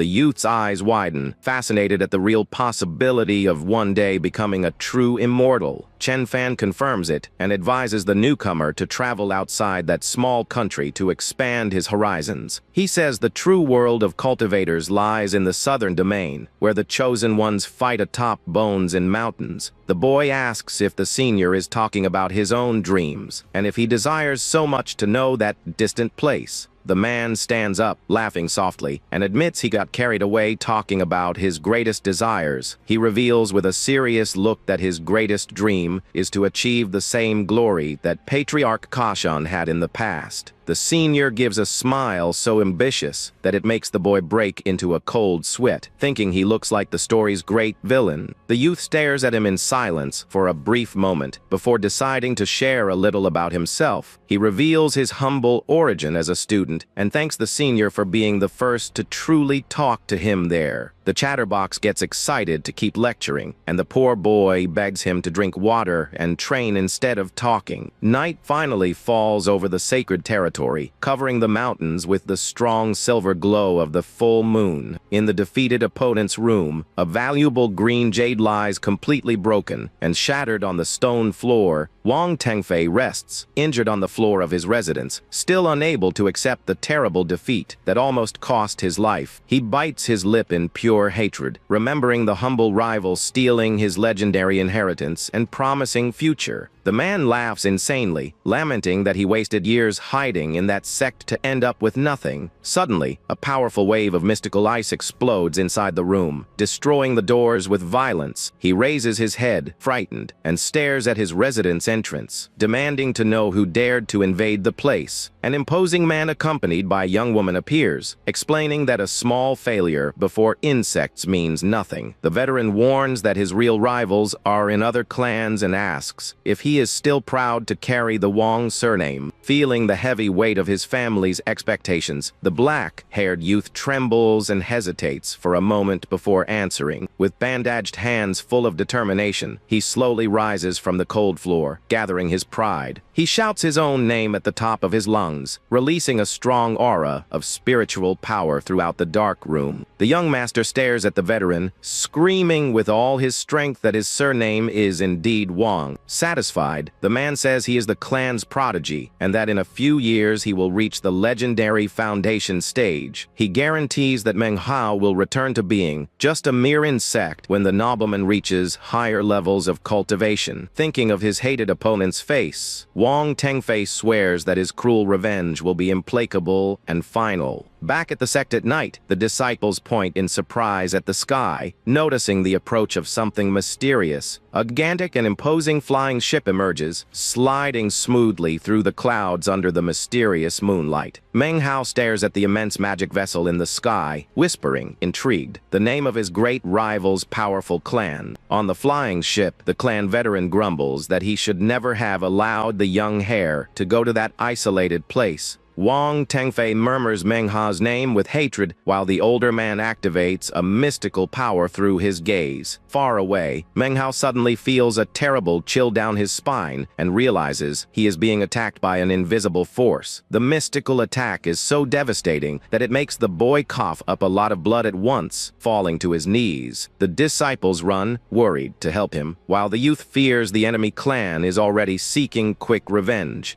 The sect leader flies through the skies, facing the ship, and recognizes the powerful rival elder behind that cowardly hidden attack. The invader waves, feigning politeness, and warns that he is only picking up the injured heir so they can return to their clan. In the blink of an eye, the immense magic vessel disappears into the skies without leaving any trace in the dead of night. Manhwa swears to himself that he will train tirelessly to become strong and survive the dangers of the cultivation world. He spends the next 2 weeks recovering in his new residence, receiving care from a young sect servant. During his rest, he takes the opportunity to study ancient maps and understand the borders of the small country and the entire continent. Shortly after, the youth receives his first inner disciple salary, containing a valuable, bright green, colored gem. Chen Fan explains that medium-grade spiritual stone is extremely rare and equivalent to 100 common low-level stones. The senior reports that a single high-grade gem is worth 10,000 common gems, and that they do not even exist in that poor region. Manhwa almost dies of regret upon deducing that he wasted 2,000 rare and invaluable stones just to duplicate his sword. Sometime later, he is assigned an important mission to distribute sacred pills to the outer sect audience. With mastery, the youth guides the glowing spheres, making the valuable items float smoothly to the eager disciples. The students collect the magic pills, grateful and amazed by such generosity coming from the new prodigy. Before everyone, he gives a speech, encouraging the newcomers to focus on training so that, in the future, they too can reach the inner sect. Upon ending the event and descending the stairs, the boy is followed closely by his old friend, who runs after him happily. 2 disciples from the past approach him humbly, offering beautiful gift bags to make amends for old fights. The 2 boys say goodbye, bowing in respect, as the friends continue their quiet walk under the sunlight. The boy asks if it was the chubby one who planned everything, and the friend admits proudly that he suggested the bribes to the former rivals. To reward the help, Manhwa offers Wong Tengfei's former cave, so the chubby friend can train in a good place. The chubby one celebrates excitedly, planning to to show off to the sect's girls while the hero insists he just train. Firm steps march through the green grass toward the main temple to answer an important official call. They talk about the mystical pill trade, which continues to yield many profits under the Good Friends administration. The firm steps continue to climb the stone slopes, approaching the grand structure of the sanctuary more and more. On the way, Manhwa makes deals to ensure the chubby one also receives quality treasures for his safety. Just ahead, the gentle breeze stirs the long, light hair of a beautiful and well-known female figure waiting for the boy. Manhwa focuses his curious gaze on the young senior, feeling enormous tranquility upon meeting her again after so long. Under the orange glow of the sunset, the boy makes an elegant bow to greet Senior Shu respectfully.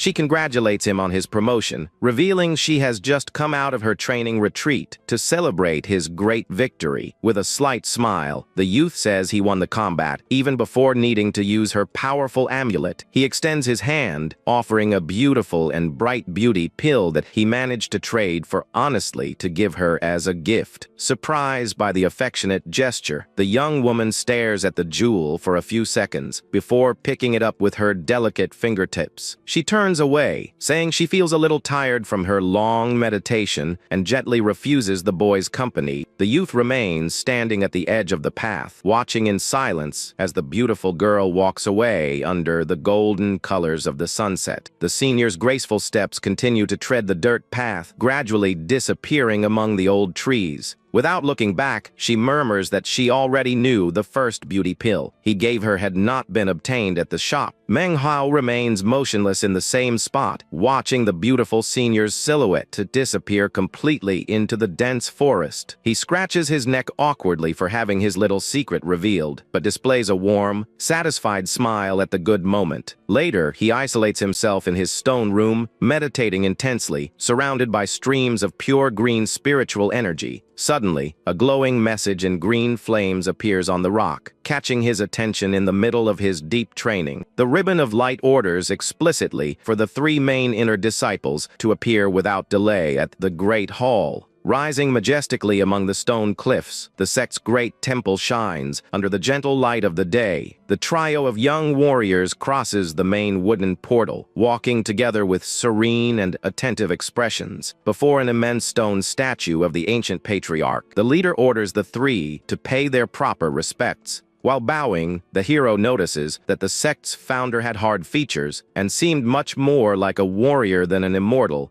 The leader begins his solemn speech, revealing that he will tell the whole truth about the past and the lost glory of the ancient clan. The leader says that the sect's ancient glory came from a legendary spiritual scripture famous throughout the southern domain. Hearing the mystical master's words, Chen Fan and Manhwa exchange confused looks, trying to understand the nature of the treasure. He reports that the divine scripture has 7 tomes, and that each one allows one to reach the maximum strength of a certain realm. The master reveals that the Wong clan infiltrated their heir, there precisely with the mission to steal the condensation tome. Upon hearing that the secret serves to obtain the perfect mystical foundation, Manhwa gets excited, realizing he has a golden chance. Unfortunately, the leader warns that the scripture is not written on paper and resides only in the mind of the sleeping patriarch. 3 disciples are completely stunned to discover that the sect's legendary founder is actually still alive. He details that the elder entered seclusion 400 years ago to try to transcend and left clear orders before going. Each century, the founder sent from his spiritual retreat 10 pendants condensed from his own vital blood. The best disciples use those jade pendants to tune their own energy with the patriarch's divine mind. If they were destined, the young cultivators would have the rare opportunity to inherit a part of his vast knowledge. The master concludes with a shining look, saying this is the only method to extract the teachings of the mystical scripture. Chen Fan raises his hand, intrigued, asking if no student managed to succeed throughout 4 centuries of attempts.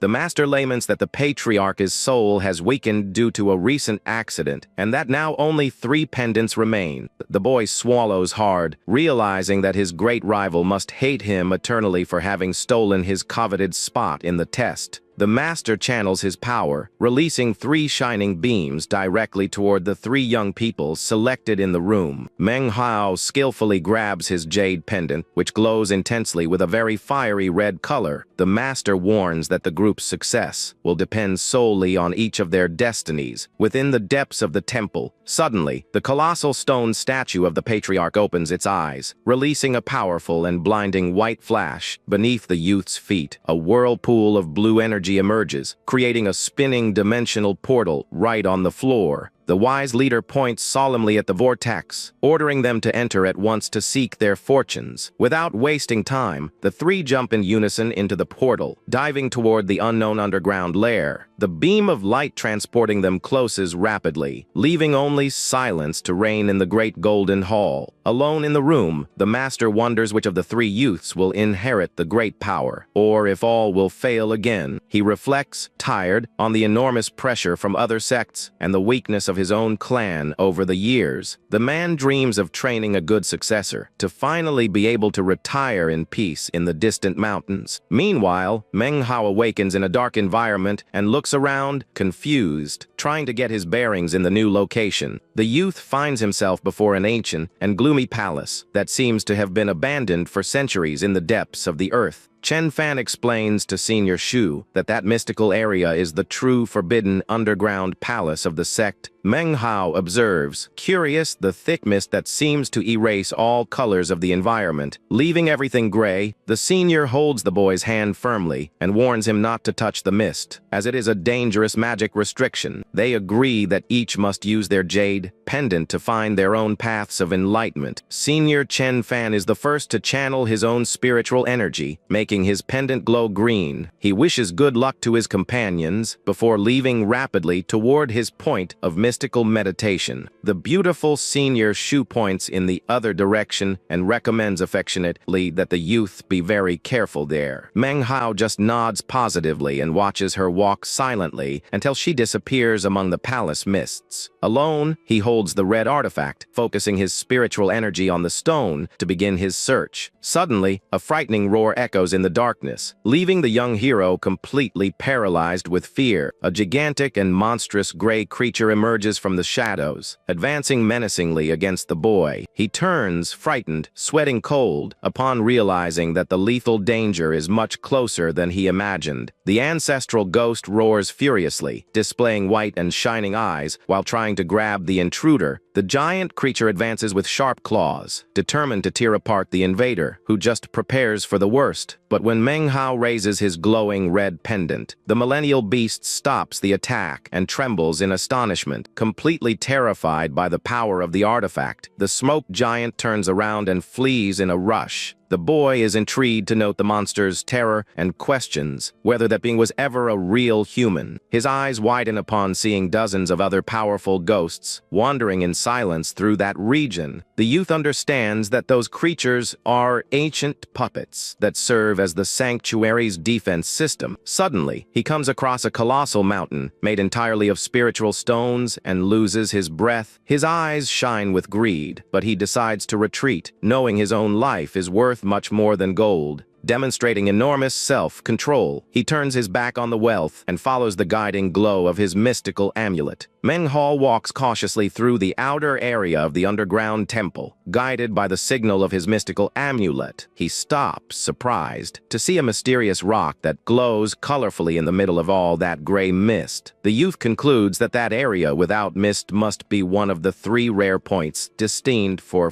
spiritual enlightenment. He knows that time is short and that the chance of success is low, but decides to try to meditate on the sacred rock. The boy motivates himself, thinking that overcoming Senior Wang and stealing this unique inheritance will be his greatest and best achievement. With eyes full of determination, he pulls out his magic mirror, ready to use it to ensure the test's success. The youth begins to feed the mirror with his magic stones to try to duplicate the valuable red jade pendant. The lad loses his mind in desperation upon seeing that even wasting almost his entire fortune, the greedy artifact still refuses to make the copy. He falls to his knees on the floor, completely anguished and not knowing what to do to save his precious cautious investment. In the middle of the panic, he remembers he still keeps in his bag the giant high-grade gems he found on Black Mountain. Breathing deeply, the youth decides to bet everything and throws one of his largest and rarest spiritual stones into the mirror. Immediately, a colossal explosion of light erupts before him, making the lad let out a loud shout of pure fright. The miracle happens. The boy is left speechless to see that a single giant gem yielded 15 perfect copies of the jade. He stares at his belongings, calculating the absurd loss he had in the past when spending 2,000 gems like that for nothing. The hero laments in silence for his old stupidity, begging that his new swords are truly worth every penny, but he soon brushes off the regret, focusing all his attention on the divine scripture he is about to try to obtain. Holding a burning red pendant firmly, he declares that the true test can finally begin.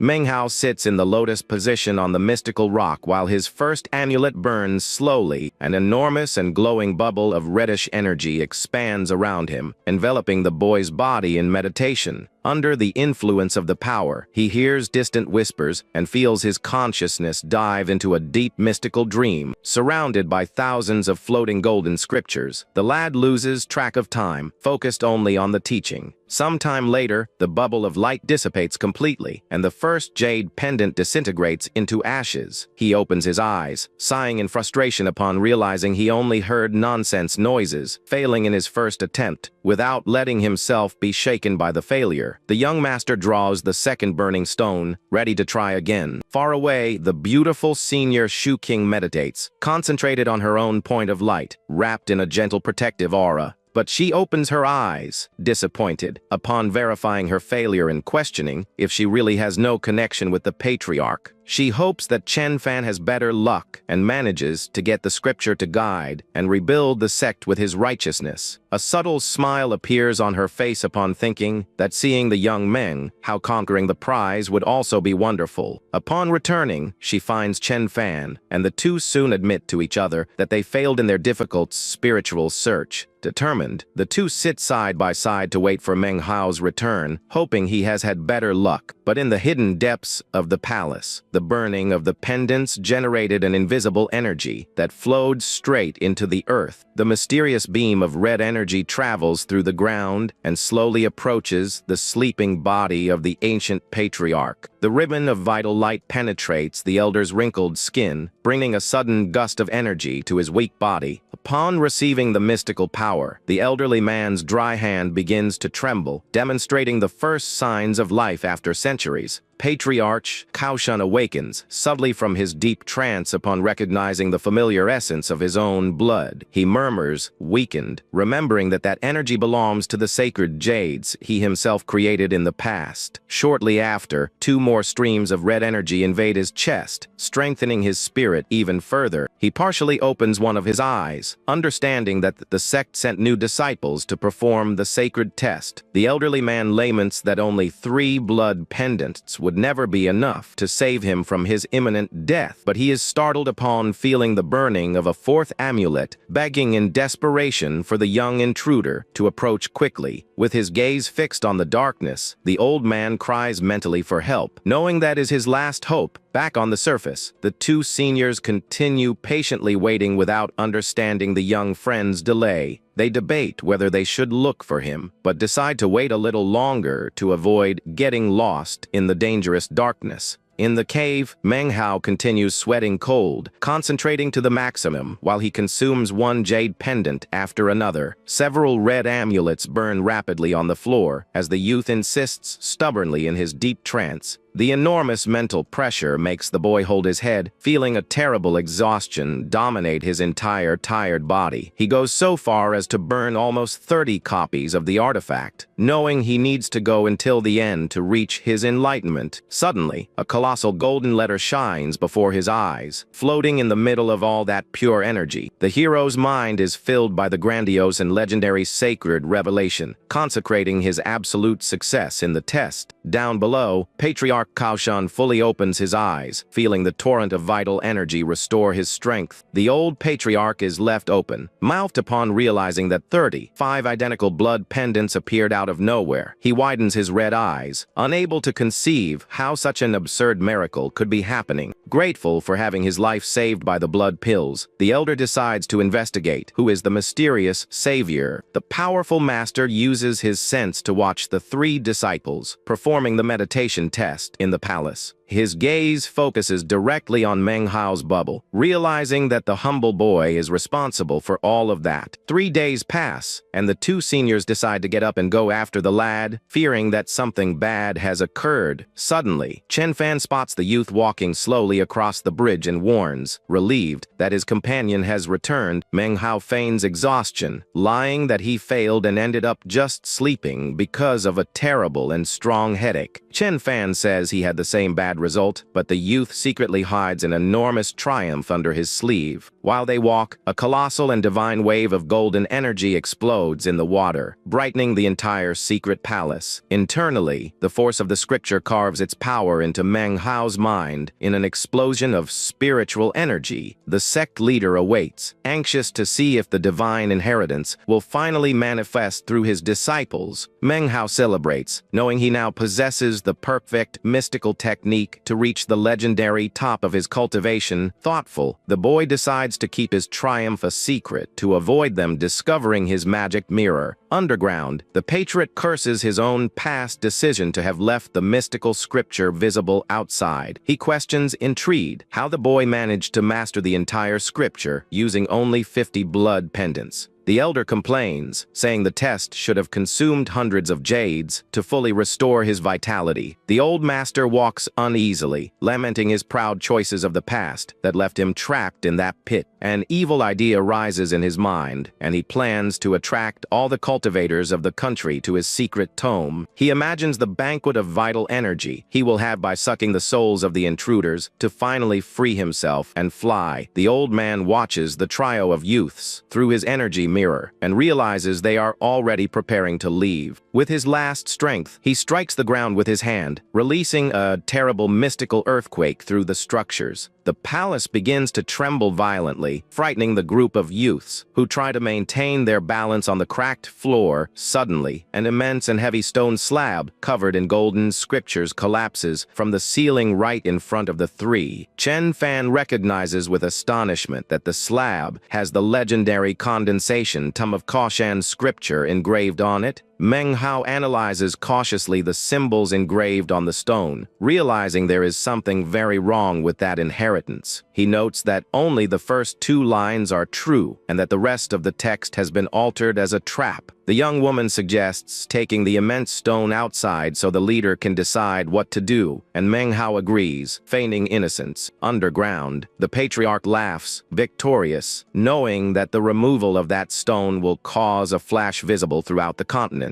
But suddenly, Chen Fan extends his hand firmly, ordering them not to touch the stone, frustrating the elderly villain. He warns that taking the slab would bring ruin to the sect and suggests copying only the data onto smaller jade pendants. That the trio begins to copy the magic texts under the gaze of pure hatred and frustration of the cornered old patriarch. The elder loses his temper, cursing the honest senior as a wretch, and praises Meng Hao secretly for keeping his mouth shut about the farce. He grinds his teeth, aware that if the stone is not taken, he will never be able to attract his energy prey.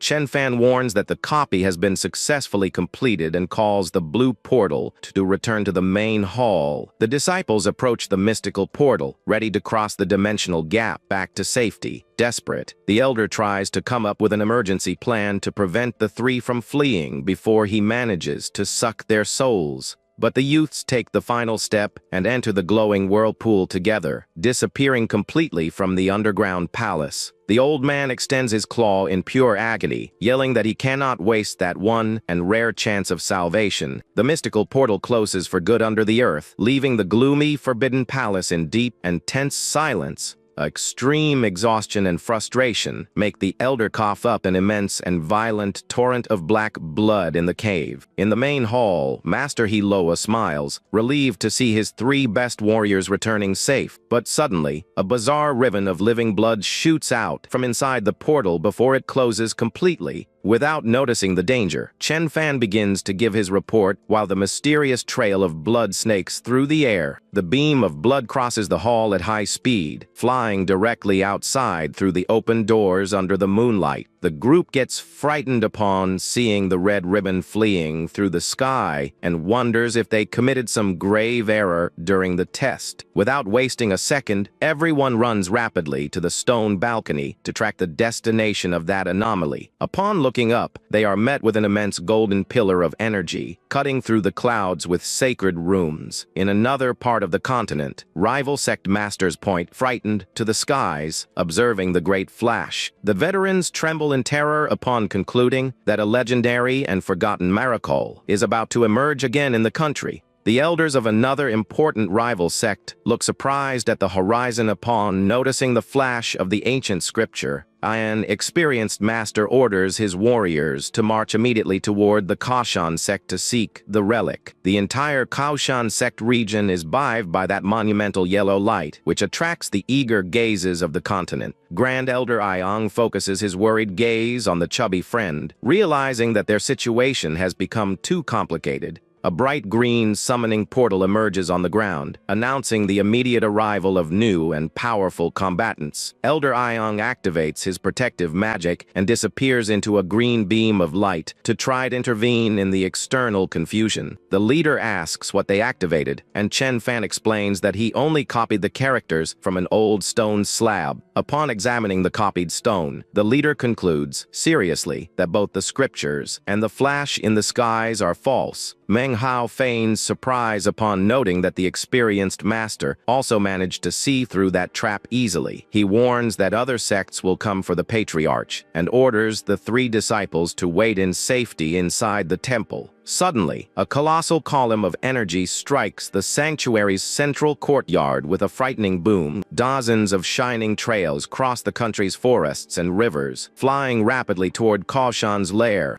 The allied forces of the rival sects advance in a pack, determined to take the grand ancestral treasure at any cost. An enormous and bright greenish barrier is activated in a hurry, covering the entire imposing main temple of the clan. The courageous Master Hiloa flies to the top of the cliff to face the horde of invading cultivators head-on. Several colored stars of spiritual energy shine in the skies, revealing the presence of powerful enemy leaders. The 6 sovereign elders of the rival sects float in a pack, emanating an overwhelming and intimidating aura in the air. The old man with red hair shouts, furious, ordering the defenders of the Kaoshan sect to surrender at once. Hiloa faces them firmly from behind the wind's shield, trying to maintain order in the middle of that grave invasion. In the courtyard, the novice warriors tremble with pure terror upon recognizing the fearsome elders of the core formation stage. The heroic leader Hiloa roars against the excessive arrogance of the invading pack, releasing his own vital energy. The boom of his shout causes a violent shockwave in the skies, making the entire mountain structure shake. An elderly master with a long beard demands an immediate explanation about the golden flash that emanated from Kaoshan's lands. The leader says he also does not know the origin of that, but the invaders refuse the excuse, willing to appeal to force. They demand Hiloa deactivate the protective shield, threatening to annihilate and sweep the sect from the map if disobeyed. With a cold look, Hiloa repeats the enemy general's grave threat, maintaining a totally fearless posture. Below, the defenseless disciples observe the confrontation tense, knowing their lives depend solely on that duel. Shu Kyung runs to support those wounded who suffered grave internal damage due to the terrible clash of energies in the air. The chubby friend thanks Meng Hao for saving him, and the boy warns, worried that they can only trust their leader now. Overcome by sudden irony, He Lua covers his face with his hand and begins to laugh completely insanely. Chen Fan is appalled by the enemy's strength, while Elder Aoyang teaches that power is the only real law of this world. He Luohua shouts that he swore to protect the clanked from foreign oppression, but laments not having the strength to save everyone there. In a fit of rage, the heroic warrior bellows at the top of his lungs that he is resigning from his post as supreme sect leader. Senior Chen Fan stares at Grand Elder Aoyang, frightened by the extreme decision made by his master at that moment. A colossal blade of energy collapses onto the cliff, causing a terrible boom and breaking the great wind shield. He Luohua and the Grand Elder float majestically through the skies, surrounded by an immense and shining curtain of characters. Grand Elder Aoyang laments the inevitability of that tragedy and sends, say they did everything that was within their reach. In an imposing tone, he formally orders all disciples to disperse, announcing the official end of the Caution sect. The disciples are in complete shock and despair upon hearing that their beloved clan has simply ceased to exist. He Luohua warns the invaders that he will detonate the base if any youth is injured, willing to perish along with the enemies. Meng Hao understands his leader's noble attitude and reflects that individual strength is the only path to real freedom. Satisfied with the dissolution, the enemy sovereigns accept the terms and swear they will not harm the disciples without a clan. An old invader analyzes the environment, concluding that the mystical relic is certainly hidden in the heart of the mountain. Feeling a little more relieved, He Luohua makes a solemn nod and begins to deactivate the area's last defense spells. The wind shield dissipates for good, leaving the entire beautiful architecture of the sanctuary unprotected and exposed to dangers. The disciples watch the scene in silence with desolate looks, not knowing what to do now that they are abandoned in the world.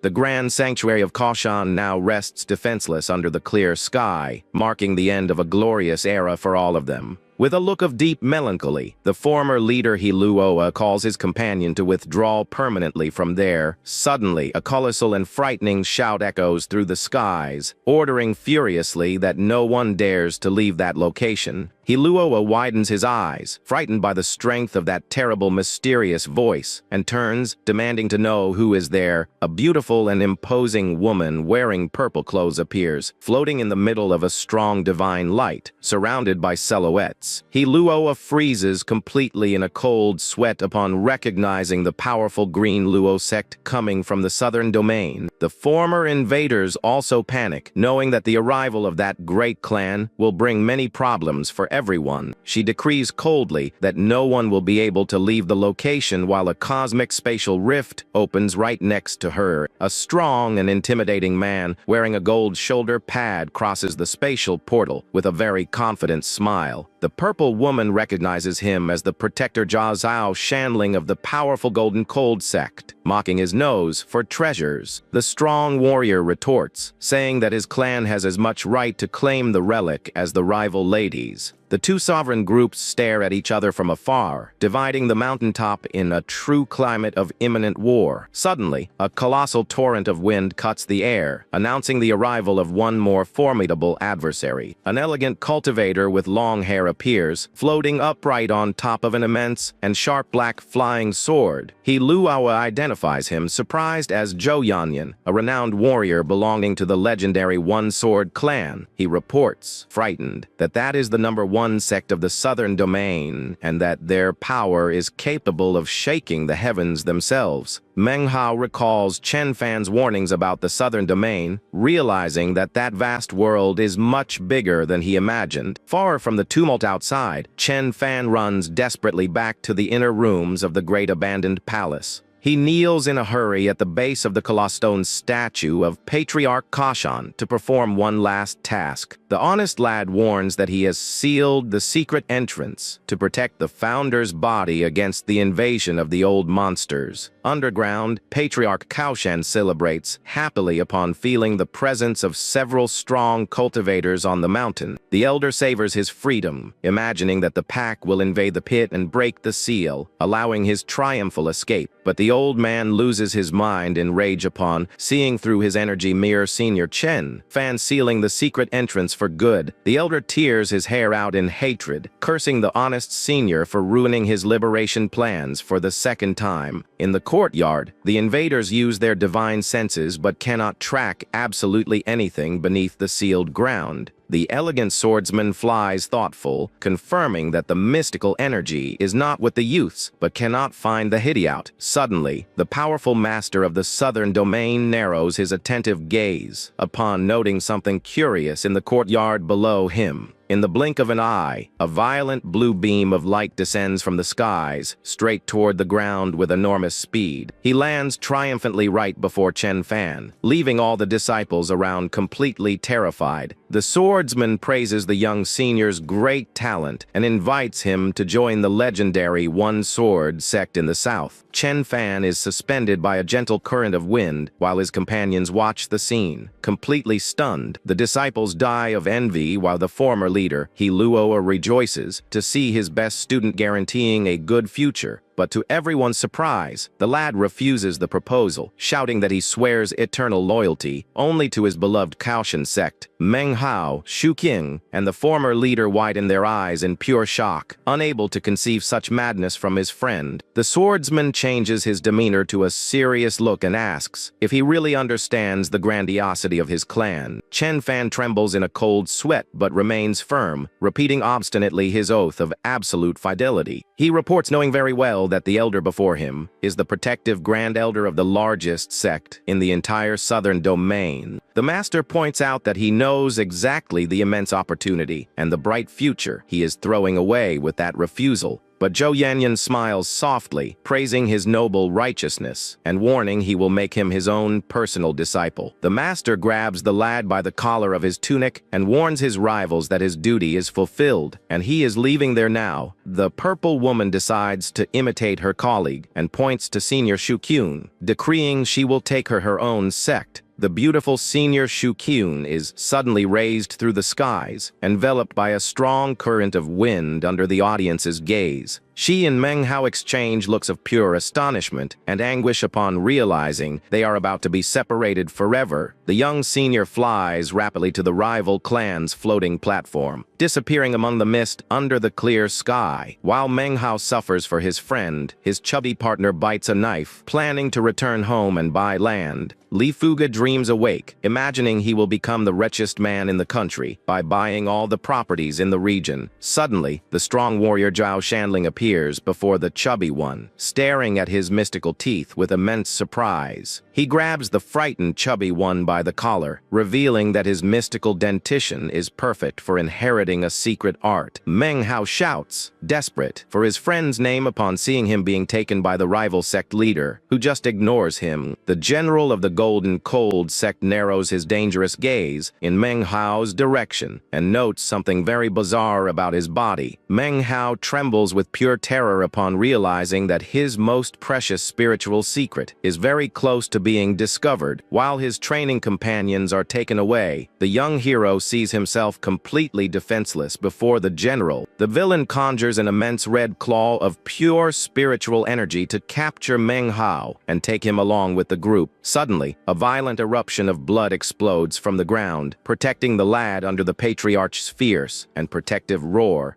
An enormous and frightening torrent of red energy snakes through the air, leaving all the legendary leaders frightened. The ancient monsters of the invading sects retreat immediately in panic before the terrible force of the great patriarch. A sleep-inducing mist spreads through the courtyard, making the defenseless disciples collapse on the floor in a deep sleep. The invaders tremble in a cold sweat, without understanding what type of legendary deity could be behind that power. Colossal silhouette of red mist of the patriarch materializes over the skies, revealing he is still very much alive. Underground, the patriarch realizes in desperation that if everyone goes away, the mountain will be left empty, and he will die trapped there. He knows that Meng Hao is his only and valuable remaining trump card of salvation, and swears no one will dare touch the lad.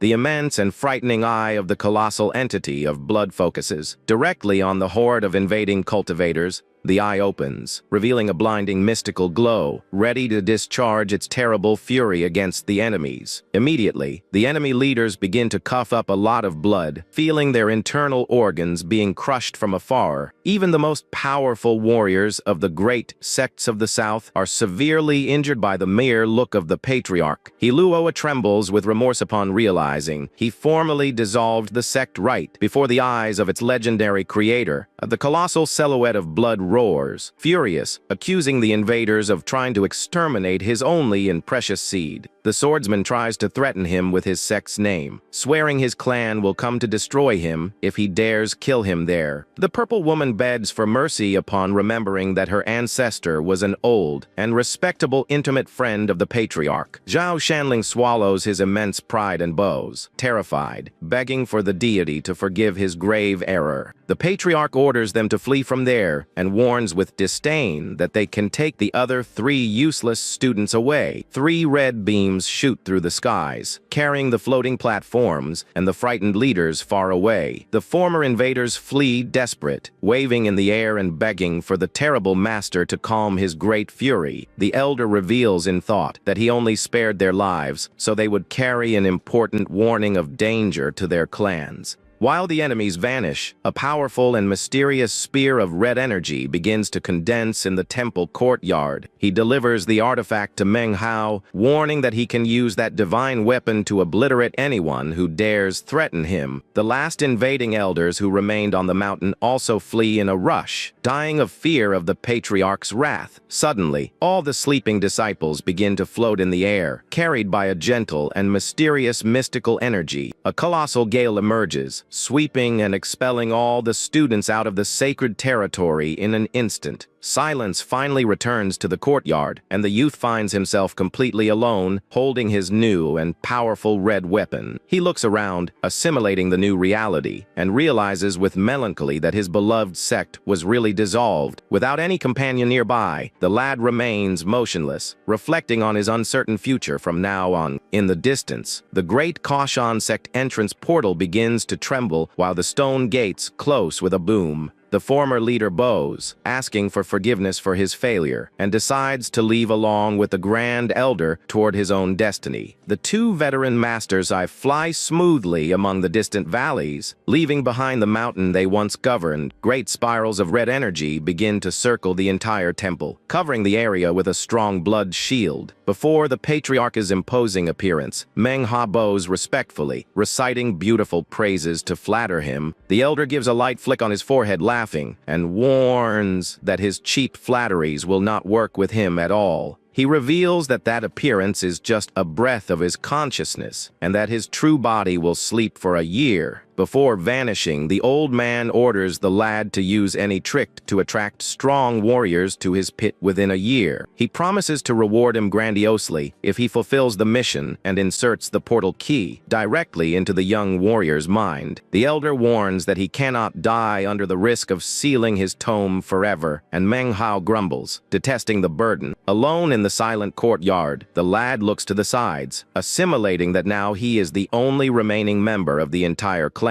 With a resigned sigh, he accepts the loneliness and realizes that really no one else was left in that immense sanctuary. He consoles himself, thinking that the departure of Chen Fan and his chubby friend for the great sects of the South is a great blessing. The youth lies back on the cold stone floor, hoping mentally that everything goes well on Senior Shu's new path. He stares at the floating clouds, wondering in which year or month of the future he will have the chance to meet his good friends again. After resting his mind for a few minutes, the boy decides that the time has also come for him to go down the Forbidden Mountain. Using his new control of spiritual energy, he slides gracefully through the skies, descending among the treetops. The youth reflects proudly that he climbed the mountain as a mere mortal, and now descends it flying on top of a magic sword. He calculates that 3 years have passed since he left his village, and decides to cross the northern sea to visit his old home. The next day, he reaches the seashore and realizes he will need to rent a boat to continue his long journey back. An elderly boatman spots him from the shore, and the youth asks humbly for help to make the safe crossing of those waters. A accommodated in the boat. He talks amicably with the boatman's granddaughter, revealing that his homeland is on Mount Daking. The boatman comments, smiling, that the village of Yunji is a sacred land blessed with great miracles and prodigies. The youth confesses he had never heard of that legend, while he savors an excellent gulp of local wine. The old man says he has been sailing those waters for 20 years, and that the sea possesses its own living consciousness. Intrigued by the doe's poetic tone, the boy asks why that lake is commonly known as the North Sea. The elder explains wisely that the limits of a lake or a sea resides solely in the own belief of the one who sees it. Manhwa drinks his wine in silence, reflecting deeply on the old man's beautiful and grandiose philosophy lesson. The small vessel finally touches the beach sand gently, completing the peaceful crossing back. The hero waves happily at the boatman and his granddaughter, who say goodbye to him while the boat moves away through the waters. He turns in silence with his gaze fixed on the horizon, aware that the old man's words changed something inside himself. While they walk, a colossal and divine wave of golden energy explodes in the water, brightening the entire secret palace. Internally, the force of the scripture carves its power into Manhwa's mind in an explosion of spiritual energy. The sect leader awaits, anxious to see if the divine inheritance will finally manifest through his disciples. Manhwa celebrates, knowing he now possesses the perfect mystical technique to reach the legendary top of his cultivation. Thoughtful, the boy decides to keep his triumph a secret to avoid them discovering his magic mirror. The mystical phenomenon is so grandiose that it makes the calm waters of the North Sea churn into violent waves of power. Surrounded by shining rings of pure strength, the lad reaches the legendary state of total enlightenment at the beach's edge. His absolute success is linked to the ancient dragon core that resides in his body, catalyzing all that energy. 3 days pass in a complete trance until the youth finally opens his eyes, which shine with pure power. He sees himself surrounded by an immense sea of liquid gold, representing the fantastic expansion of his own spiritual sea. The divine flash dissipates, and tranquility returns to the beach, revealing the lad totally calm and in full peace. He stands up slowly and stretches, feeling a spiritual lightness and a physical vigor never before experienced. The youth celebrates happily upon verifying that his meditation made him break through directly to the top of the 7th power level. He recalls ancient texts about the continent, understanding that grandiose revelation is part of the mystical destiny. Grateful for the enlightenment, Manhwa makes a solemn bow to the sea, promising one day to return to help it grow. Young Manhwa walks with a calm expression through the busy streets of his old hometown. He passes in front of a large mansion and smiles, remembering that he once dreamed of marrying the owner's daughter. The young man leaves his naive childhood daydreams behind and decides to visit his old house. Arriving at a familiar, simple courtyard, he pushes the old wooden doors to enter the property. An elderly man runs over, surprised to recognize him, and calls his wife to let her know the missing boy has returned. The sweet lady welcomes him with great affection, noting that he has grown quite a bit, but is still very thin. The old man explains that the harvests were poor, and that they moved into Manhwa's empty house. Understanding, the young master offers a heavy bag of silver to buy the old house back. The kind couple refuses the money with a smile, saying they consider him like a true son. After a good meal, the young man says his goodbyes and leaves the silver hidden there before departing in silence. He walks along, thoughtful, reflecting that the emotional ties of the mortal world are difficult to sever. The next morning, he stops in front of a carving shop upon noticing a very familiar sculpture. The old artisan is startled to recognize him, and the young man greets him with a beautiful smile. The gentleman asks desperately about his son, and Manhwa lies, saying that he is doing very well. The elderly man calms down, feeling relieved to think that his rebellious son went to learn a new trade far away. Touched, the old man cries with joy, thanking the young hero immensely for bringing good news. Manhwa hides his sadness, remembering that his friend suffered a fatal accident in the sect's mountains. With a heavy heart, he says goodbye to the artisan, wishing the kind gentleman good health. The cultivator decides to skip a visit to another old colleague and heads straight to his chubby friend's house. He remembers that Li Fugai was recruited by a great master and imagines that he must be having a great time. At the Li family mansion, an arrogant young man from the Zhao family threatens the residents with a cruel gaze. The intruder demands that the family's daughter-in-law accompany him that night in exchange for his brother's mercy. The poor girl cries frightened, while Mr. Lister's filled with pure fury at such cowardice. Mr. Lai shouts at his guards to throw the villain out, swearing he would never accept such humiliation. Young Zhao turns his back and promises to return with a terrifying display of mystical power. Trying to maintain order, the patriarch instructs his men to take the young daughter-in-law to a safe place.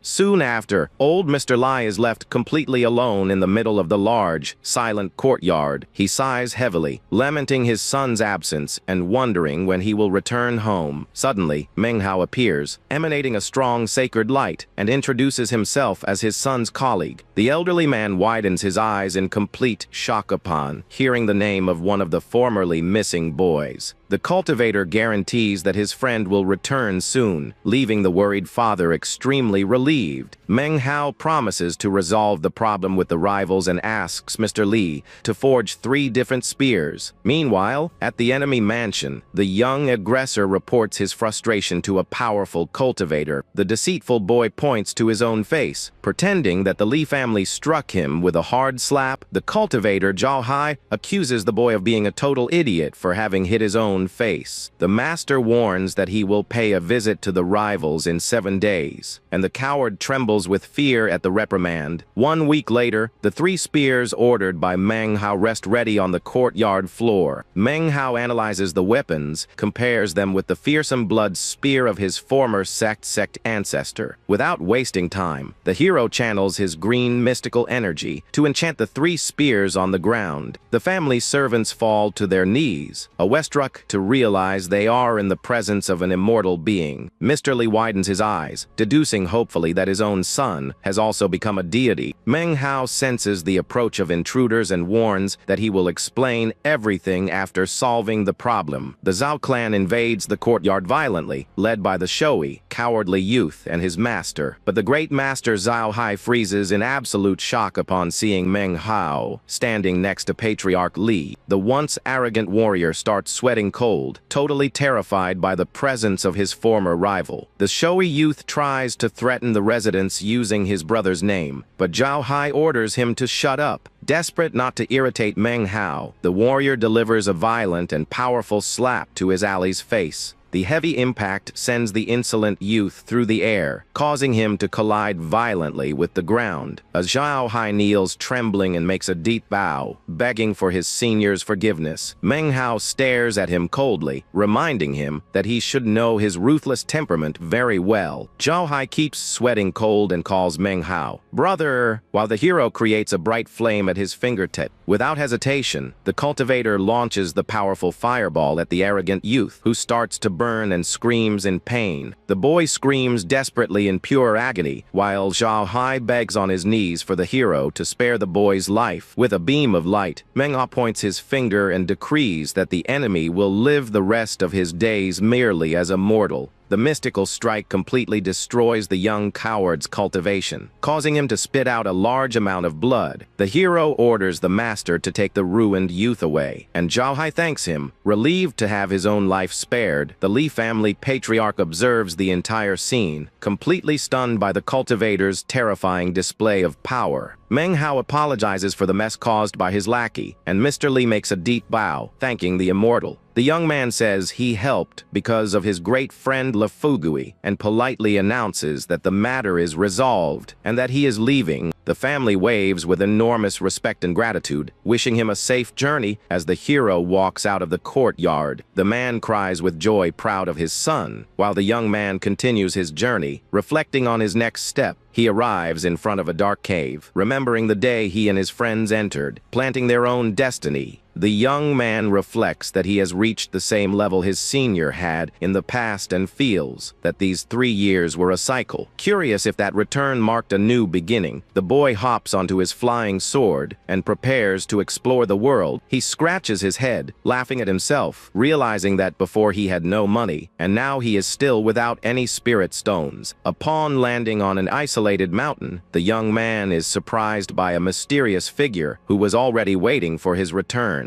Manhwa raises his gaze and stares at his old enemy with great tension, demanding to know what he is doing in that place. Old Shangwen Shu smiles menacingly, saying that he calculated the boy's return and asks how he will escape his hands. Knowing the immense danger, the hero does not hesitate for a single second and jumps off the cliff on his sword to escape at full speed. The old master jumps right after him, breaking the ground with force and laughing insanely while pursuing his prey. Coveting Manhwa's secret treasure, the elder fires green beams of energy, wanting to use it to ascend in level. In the air, the young man defends himself nimbly, invoking 3 flying swords to block the fast and terrible magical attack. The violent clash between the silver blades and the elemental blast causes a huge explosion of light in the forest skies. The veteran widens his eyes, impressed to note that his target has evolved once again and now has an advanced level. Dominated by greed, the villain swears he will eliminate the boy in 2 days to steal the item and ensure his ascent. Manhwa accelerates his flight, knowing that the power gap is immense and that fighting a 9th level master would be fatal. An intense and long mystical pursuit begins, tearing through the skies between large valleys and rocky cliffs. Far from that tense hunt, a glacial peak entirely covered in snow stands majestically in the middle of the large mountain range. Several warriors from the famous Violet Fate sect wait in silence before the frozen vastness full of mysteries. A veteran leader named Wu Dinkyu rests, playing a calm game of board with the exotic and eccentric Old Song. Old Song strokes his beard with an astute smile, praising the excellent quality of the enemy sect's young warriors. Master Wu responds by extending his hand to bet a rare and valuable celestial crystal that is incredibly bright. Confident in his victory, the exotic old man accepts the challenge, betting a rare and coveted piece of a shattered star. The eccentric points to a distant flag, stating that he will win the bet if the disciples cannot get it there. The Violet sect leader smiles confidently, guaranteeing that his students will not only get the flag, but will also steal everything. Song lets out a long laugh, declaring that he has opened his sacred mountain for 7 days for any youth to try their luck. With a sharp gaze, he warns coldly that if the youths turn into food for the mystical beasts, no one will be able to blame him later. The 2 masters start arguing fiercely, debating about the terrible mortal beasts that roam free through the forest. The disciples sweat cold, feeling like mere toys of bets while being reprimanded to maintain total silence. The great leader speaks to the students, promising that whoever brings the flag will immediately become his personal disciple. Completely motivated and thirsty for glory, the warriors shout in unison and run desperately toward the great challenge. Master Wu proudly displays the strength of his clan while Song smiles with malice, remembering the fearsome forest on the way. At the base of the peak, the brave warriors come face to face with gigantic and cruel snow wolves that roar in a frightening way.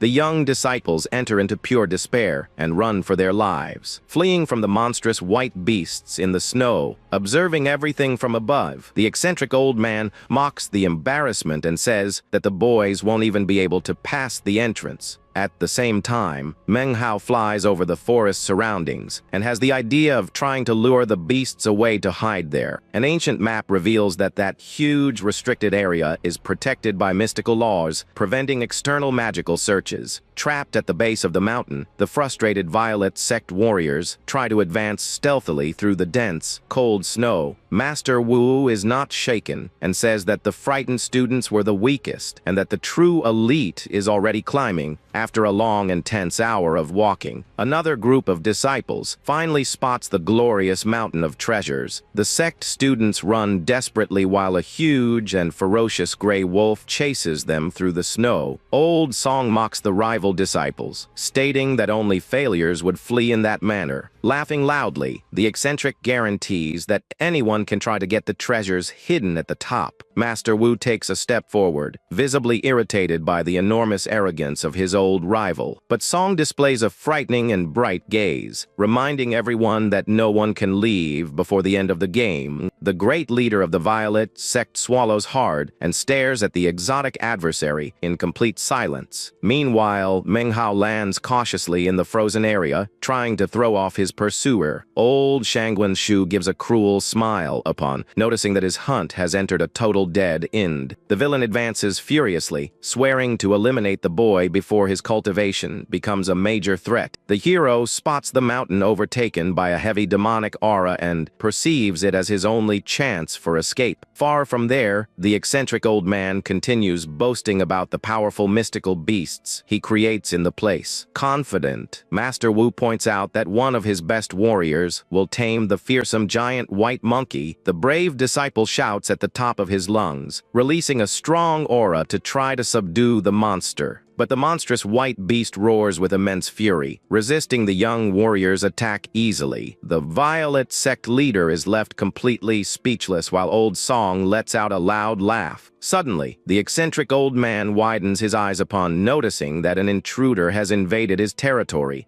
On the mountain, Meng Hao dodges the big white monkey nimbly while his pursuer approaches. Out of options, the hero draws a heavy magical spear, preparing a powerful strike against the giant beast. The beast suffers a violent and bizarre impact that causes a true explosion in its own body. The boy uses his mystical mirror, which has the strange power of wounding the beasts in embarrassing spots. Old Song sweats cold, totally incredulous to see his proud monkey defeated in that way. The rival leader opens a wide smile, finding the mysterious outsider incredibly interesting. Further ahead, the Violet sect students fight with immense difficulty against a terrible armored bear. But Meng Hao crosses the battlefield like a bolt of lightning and launches the giant bear far away with his weapon. The students stare at the scene, completely shocked by the overwhelming power of that mysterious spear in the sky. The villain Shangguan realizes that the boy's power comes from an absurd and coveted magical treasure. Master Wu mocks the other's misfortune, asking if old Song prefers to return to the chess game. Furious, the creator of the beasts stares at the spear and guarantees that the brat will not survive the deep forest. A colossal armored mammoth appears, blocking the path, and Song states that the ferocious beast is invincible. However, Meng Hao delivers a ruthless attack, tearing the skin of the terrible monster and causing a lot of blood to pour out. The hero flees quickly toward the summit, hoping that his hunter will be devoured on the way. During the intense race through the snow, the youth suddenly notices a small bottle fallen between the rocks. With an agile and swift movement, he slides across the icy ground, picking up the valuable object without wasting time. The elderly rival laughs, saying the outsider got lucky, while Song warns that he will suffer an ambush. But the fearsome mystical snake also suffers the bizarre explosive hit to its rear, frustrating old Song. A gigantic eagle attacks from the skies, but ends up suffering the same humiliating and painful fate as the others. Seeing that the elderly man is about to snap and intervene, the rival leader holds his shoulder firmly. Master Wu reminds him that anyone could take the treasures and demands that he keep his word. High atop the frozen summit, the mythical red flag waves violently under the strong wind. Meng Hao finally reaches the top, exhausted and relieved to note that his old pursuer has given up. The boy finds a valuable storage bag, glowing intensely at the base of the mythical flag. He takes the grand prize, thanking his luck mentally, but accidentally knocks down the old flag. Feeling that he caused a very serious problem, the boy jumps off the large cliff to flee immediately. At the base of the mountain, old Shangguan Shu walks furiously through the fallen bodies of several beasts.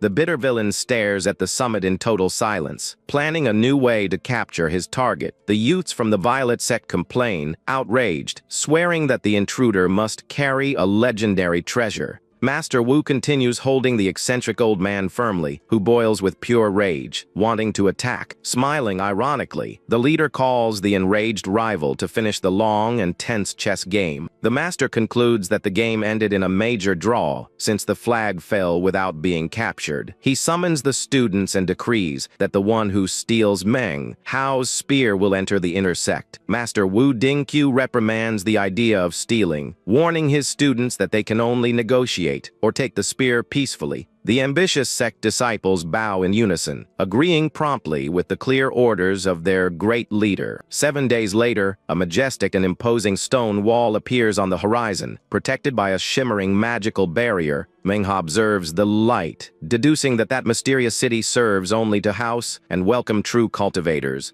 Hours earlier, the youth had hidden in a cave to count the enormous fortune and magical weapons he obtained. Unable to recognize the colorful pills, the hero concludes that he will need specialized help to use them safely. The boy unrolls a mystical scroll, realizing from the drawings and sounds of beasts that it is a domination weapon. Soon after, he holds the exotic black net, deducing that it serves to bind opponents with strong spiritual energy. But what really leaves him completely shocked and breathless is the beautiful storage bag conquered at the summit. The young master widens his eyes, impressed to note that the relic's internal space is vast as a true world. Dominated by euphoria, the boy celebrates his incredible luck, knowing that he has just obtained a supreme magical treasure. However, he sweats cold upon realizing that he stole the reward of a great sect, and that he now faces overwhelming danger. Back in the present, the cautious boy walks toward the city gates to try to identify his pills. Arriving at the entrance, he is suddenly intercepted by a flying guard demanding payment of spirit stones. Pretending to be a humble member of a small sect, the boy makes a long bow, asking for patience and guidance. The soldier explains the city's strict rules, warning that fighting is strictly prohibited, and collects the entry fee. Already walking through the beautiful and busy streets, the youth laments the expense, thinking he would never spend his stone unnecessarily. He spots dozens of pharmacies around the place, deducing brilliantly that is enough to compare his pills with those in the stores. The youth visits several shops patiently and drinks tea with experienced local sellers to observe the rare merchandise. 3 days later, the hero discovers, amazed, that he possesses 8 rare foundation, building pills that are worth a large and beautiful fortune. Intrigued and thirsty for more answers, the youth becomes curious upon encountering rare jewels he hasn't recognized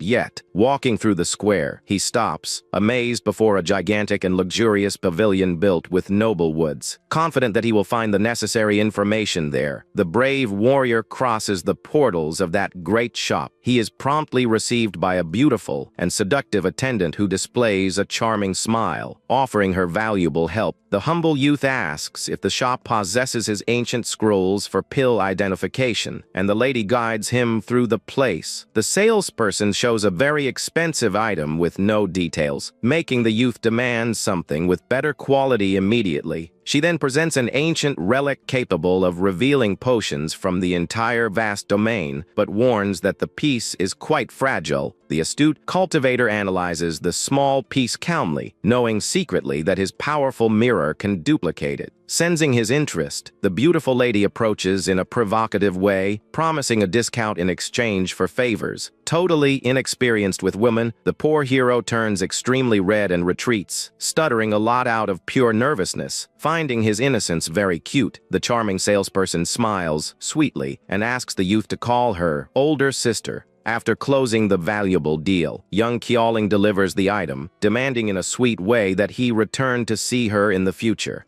With the coveted object finally in hand, the young and shy warrior hurries to leave that large and busy shop. Upon analyzing the new relic, he discovers the great mysteries of his potions and celebrates his excellent investment. At the shop, the old manager approaches, questioning the lady, and she confirms, smiling, that the youth was a quite naive outsider. While walking distracted through the streets of the busy city, the boy ends up crossing paths with a huge band of cultivators. To the total surprise of both, the hero locks eyes with Zhou Kai, and the old acquaintances recognize each other immediately. The imposing and arrogant leader of the group questions who that outsider would be, and Jokai recounts the old friend's past. The students whisper, amazed, remembering that the hero carries a priceless divine weapon coveted by legendary sects. In a quick and threatening movement, the enemy band surrounds the boy, and he demands coldly to know the reason for that provocation. With a gaze filled with pure greed, the band leader opens a fan and warns that they just want to admire his treasure. Faced with the cowardly threat, the young and ruthless hero maintains total silence, casting a death stare at the adversaries. The ambitious cultivator continues to display a huge, mocking smile, completely certain that he will intimidate the isolated youth. The sect henchmen laugh in pure mockery, demanding that the solitary cultivator show the much-talked about celestial weapon already. Without hesitating for a single second, the brave youth channels his mystical energy and invokes his heavy ancient spear. Wielding the gigantic battle relic, the hero warns in a cutting tone that he will kill anyone who approaches. The rivals stare at the fearsome spear from afar and are confused to note that the item looks like just a piece of common metal. Knowing the great danger, the youth plans his escape from the city, deeply lamenting that he will sleep another night out in the open. Suddenly, the tense climate in the place is broken by the heavy sound of several boots. Marching quickly toward the conflict, a new and powerful group of veteran warriors appears on the horizon, displaying somber expressions and a strong, murderous aura. Manhwa realizes, frightened, that the new group belongs to the Snow Mountain sect and that they have blocked the exit. The arrogant leader tries to flatter the newcomers with a bow, hoping to obtain some great benefit, but the imposing members of the Violet Fate sect ignore the man completely and pass right by him. The two warriors stop before the hero and introduce themselves extremely respectfully as Chuan and Lu. The crowd is in shock to see that the solitary boy manages to gain the respect of one of the largest sects in the domain. The two ask if the weapon in the hero's hands is the same supreme spear used at the treasure mountain. With a very calm gaze, the youth confirms quietly that he indeed held that weapon that day. The beautiful attendant observes everything from the balcony and finds the serene and unshackable stance of the young outsider very interesting. Qian says he doesn't care about the stolen treasures but states that he really wants to negotiate the valuable spear. The two rivals beg desperately for Manhwa to sell his divine weapon for a very fair price. The youth is sincere and warns that that is a mere piece of iron, but the warriors insist that they recognize the item, swears they will buy the weapon no matter what, and makes a slight threat with his legendary clan's fearsome name. The hero thinks it is not a scam if he already told the truth and finally accepts, hearing the cultivator's offers. Lu offers 500 spirit stones, but Qian accuses him of offending the hero and tops the offer with 1,500. Manhwa observes the fight and soon deduces that their master promised a great reward to whoever brings the spear. Chuan elevates the dispute, offering his entire fortune of 2,100 spirit stones directly to the youth. With no more money, Lu draws a bottle and offers 3 precious celestial water pills from his own clan. Furious, Chuan counters, offering 7 rare spirit pills, and the two start arguing very violently. Totally blinded by the fury of competition, Lu raises his hand and invokes his best and most powerful magical treasure. He displays the fearsome soul-sucking nail, a dangerous artifact capable of freezing and wounding enemies gravely. Old Sun trembles with dread upon recognizing the extremely rare lethal weapon exclusive to the legendary Violet Fate sect. Not to be outdone, Qian also invokes his celestial river fan, a powerful magical treasure of flames. Manhwa sweats cold, fearing he will end up on the big sect's blacklist, but realizes that now he cannot back down anymore. Lu adds a dangerous poison pill to his offer, and Chuan snaps, accusing his rival of trying to oppress him by force.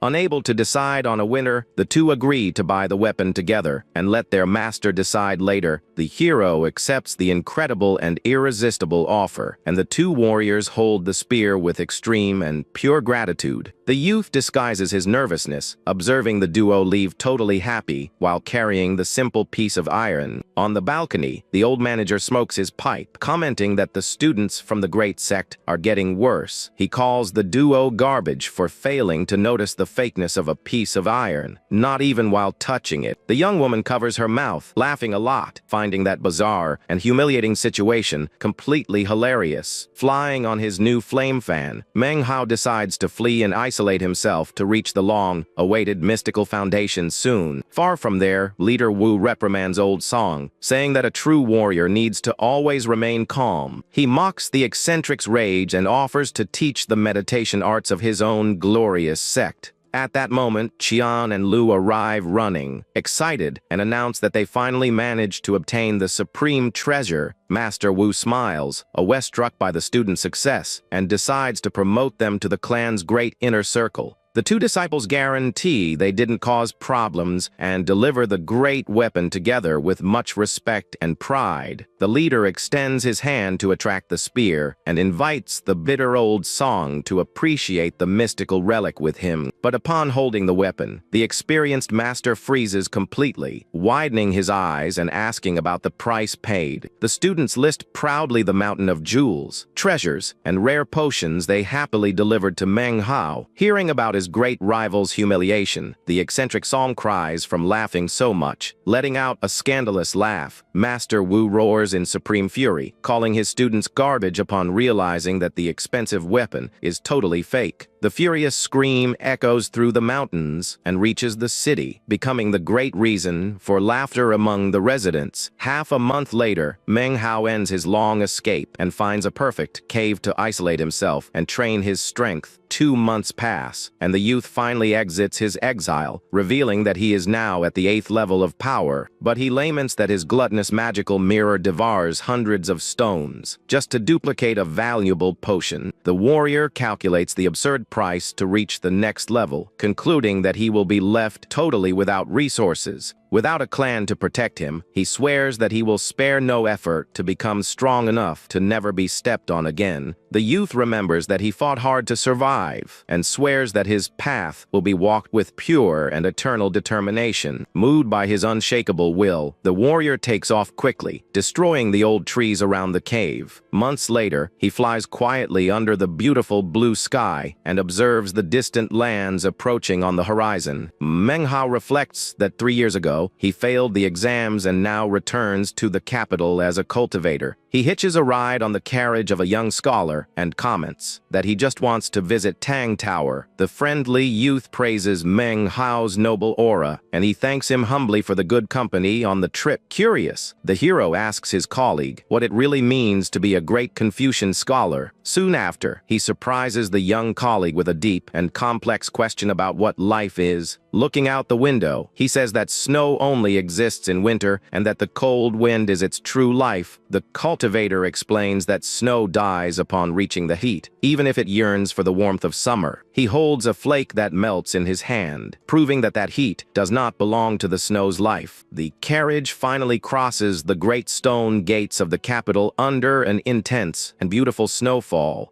The hero says goodbye to his travel companion, thanking him for the ride while he walks through the snowy streets. Years later, the young scholar would become famous and would remember with affection the wise lesson from that night. Manhwa stares at the immense Tang Tower, remembering that it was the place closest to his great dream. With slow and nostalgic steps, he walks to the majestic construction to fulfill his desire. He passes by an old painted mural, remembering the ancient stories his mother told in the past. With an agile jump, the youth lands silently on the frozen roof of the tallest tower in the city. Looking at the vastness of illuminated houses, he realizes that he is still very far from his destination. But now, as a cultivator, he knows he can fly there and finally search for his missing parents. The boy remembers with sadness the fateful day when a strange purple storm blew outside. He recalls his father wearing a long purple cloak while observing the winds through the window. The image of his father leaving reluctantly and his mother's silent crying still haunt his mind. Even with the rumors of death, he has the absolute certainty that both are still alive somewhere. The imposing tower rests under the winter sky, marking the end of the hero's old mortal ties. With his mind and heart totally relieved, he decides that it is already time to return to his journey. The warrior invokes his majestic magical fan and takes flight, tearing through the capital's night skies. But suddenly, he widens his eyes and freezes in cold sweat upon feeling a very strange presence. The youth lands on the nearest roof and turns his face, frightened, toward the tower he just left. He is completely perplexed upon spotting a mysterious and colossal beam of light descending onto the building. The boy realizes that mortals cannot see the light and questions why he hadn't noticed that before. Below the tower, several people kneel on the ground as if worshipping that bizarre energy.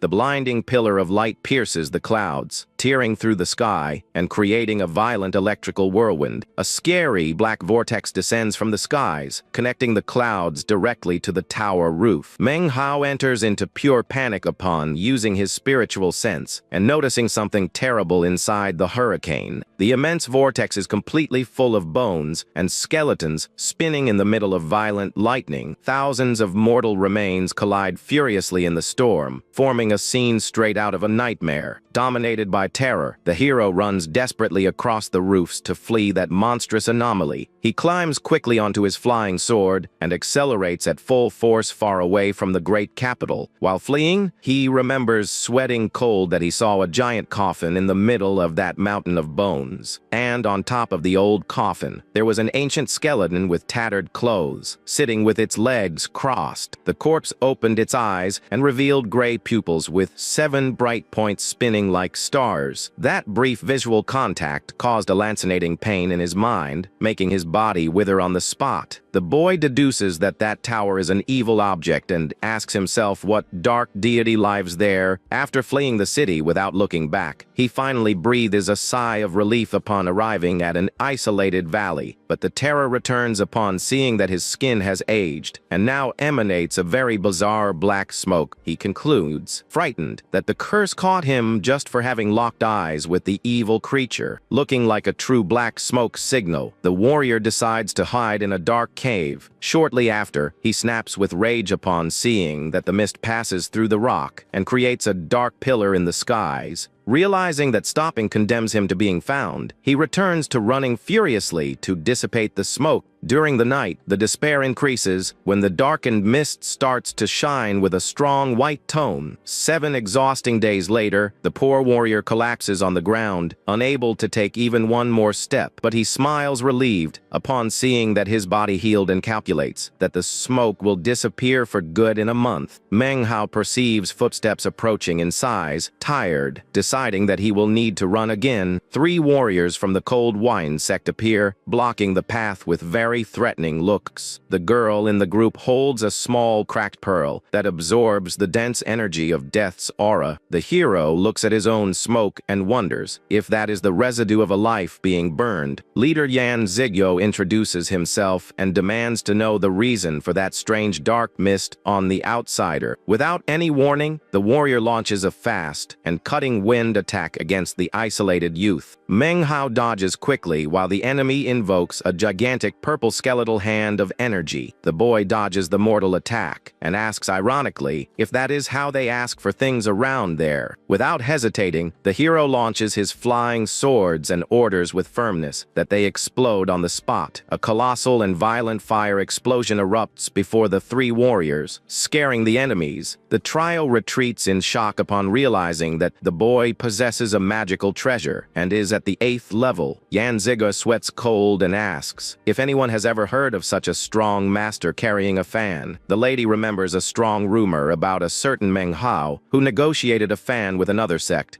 The enemy leader smiles upon hearing the famous name and deduces that they just found the sought after target. Yan pulls a crude poster with the hero's face and confirms that their mission is to steal the supreme weapon. With a very evil smile, the warrior celebrates his enormous luck at having stumbled upon the grand prize. Running through the forest, Meng Hao gets irritated with the cowards and decides that he will simply kill them all. The boy realizes that the smoke made him more aggressive, but feels no pity for eliminating those who attacked him. A sinister and gigantic black smoke skull forms in the skies, following the hero's path. Suddenly, a colossal explosion of red energy dominates the skies with a frightening rumble. Manhwa stops his escape and looks up, completely shocked to see the sky stained with blood. Far from there, the great elder masters of other sects feel the immense power echoing through the domain. The old leaders tremble with fear upon realizing that the sound wave moves at an absurd speed. A gigantic crack tears through the red sky, releasing a white light and very devastating lightning. The young hero freezes in pure dread upon noting that the sky itself is being totally shattered. He stares at the apocalyptic anomaly hovering over the distant mountains of that vast continent. The blinding flash of the cosmic crack illuminates the hero's entire silhouette in the middle of the darkness. Suddenly, a long beam of scarlet light shoots from the rift, falling toward the distant lands. A violent divine explosion shocks the horizon, while Manhwa watches, everything in total silence. He laments his own luck in the middle of the chaos, when suddenly a corpse falls right next to him. Without time to think, a large and bright magical restriction circle lights up right on the ground. The hero lowers his gaze, realizing he stepped right into the middle of a powerful sealing trap. The chains of mystical light climb up his legs, immobilizing his movements quickly. The trio of enemy warriors appears around the bright circle, cornering the young cultivator. The girl in the group warns, worried that the pearl cracked for good and can no longer hide their aura. Yan smiles with immense arrogance and says that there is no problem, since they finally captured their prey. Manhwa turns his face, furious, upon noticing that he was tracked and that the cowards called for reinforcements. The hero holds his magical weapon while a fourth cultivator, much stronger, descends from the skies. The imposing warrior Lu Dian floats on his sword, displaying the 9th level of condensation. The boy sweats cold, knowing that the rival is one step away from the foundation and that he won't be able to defeat him.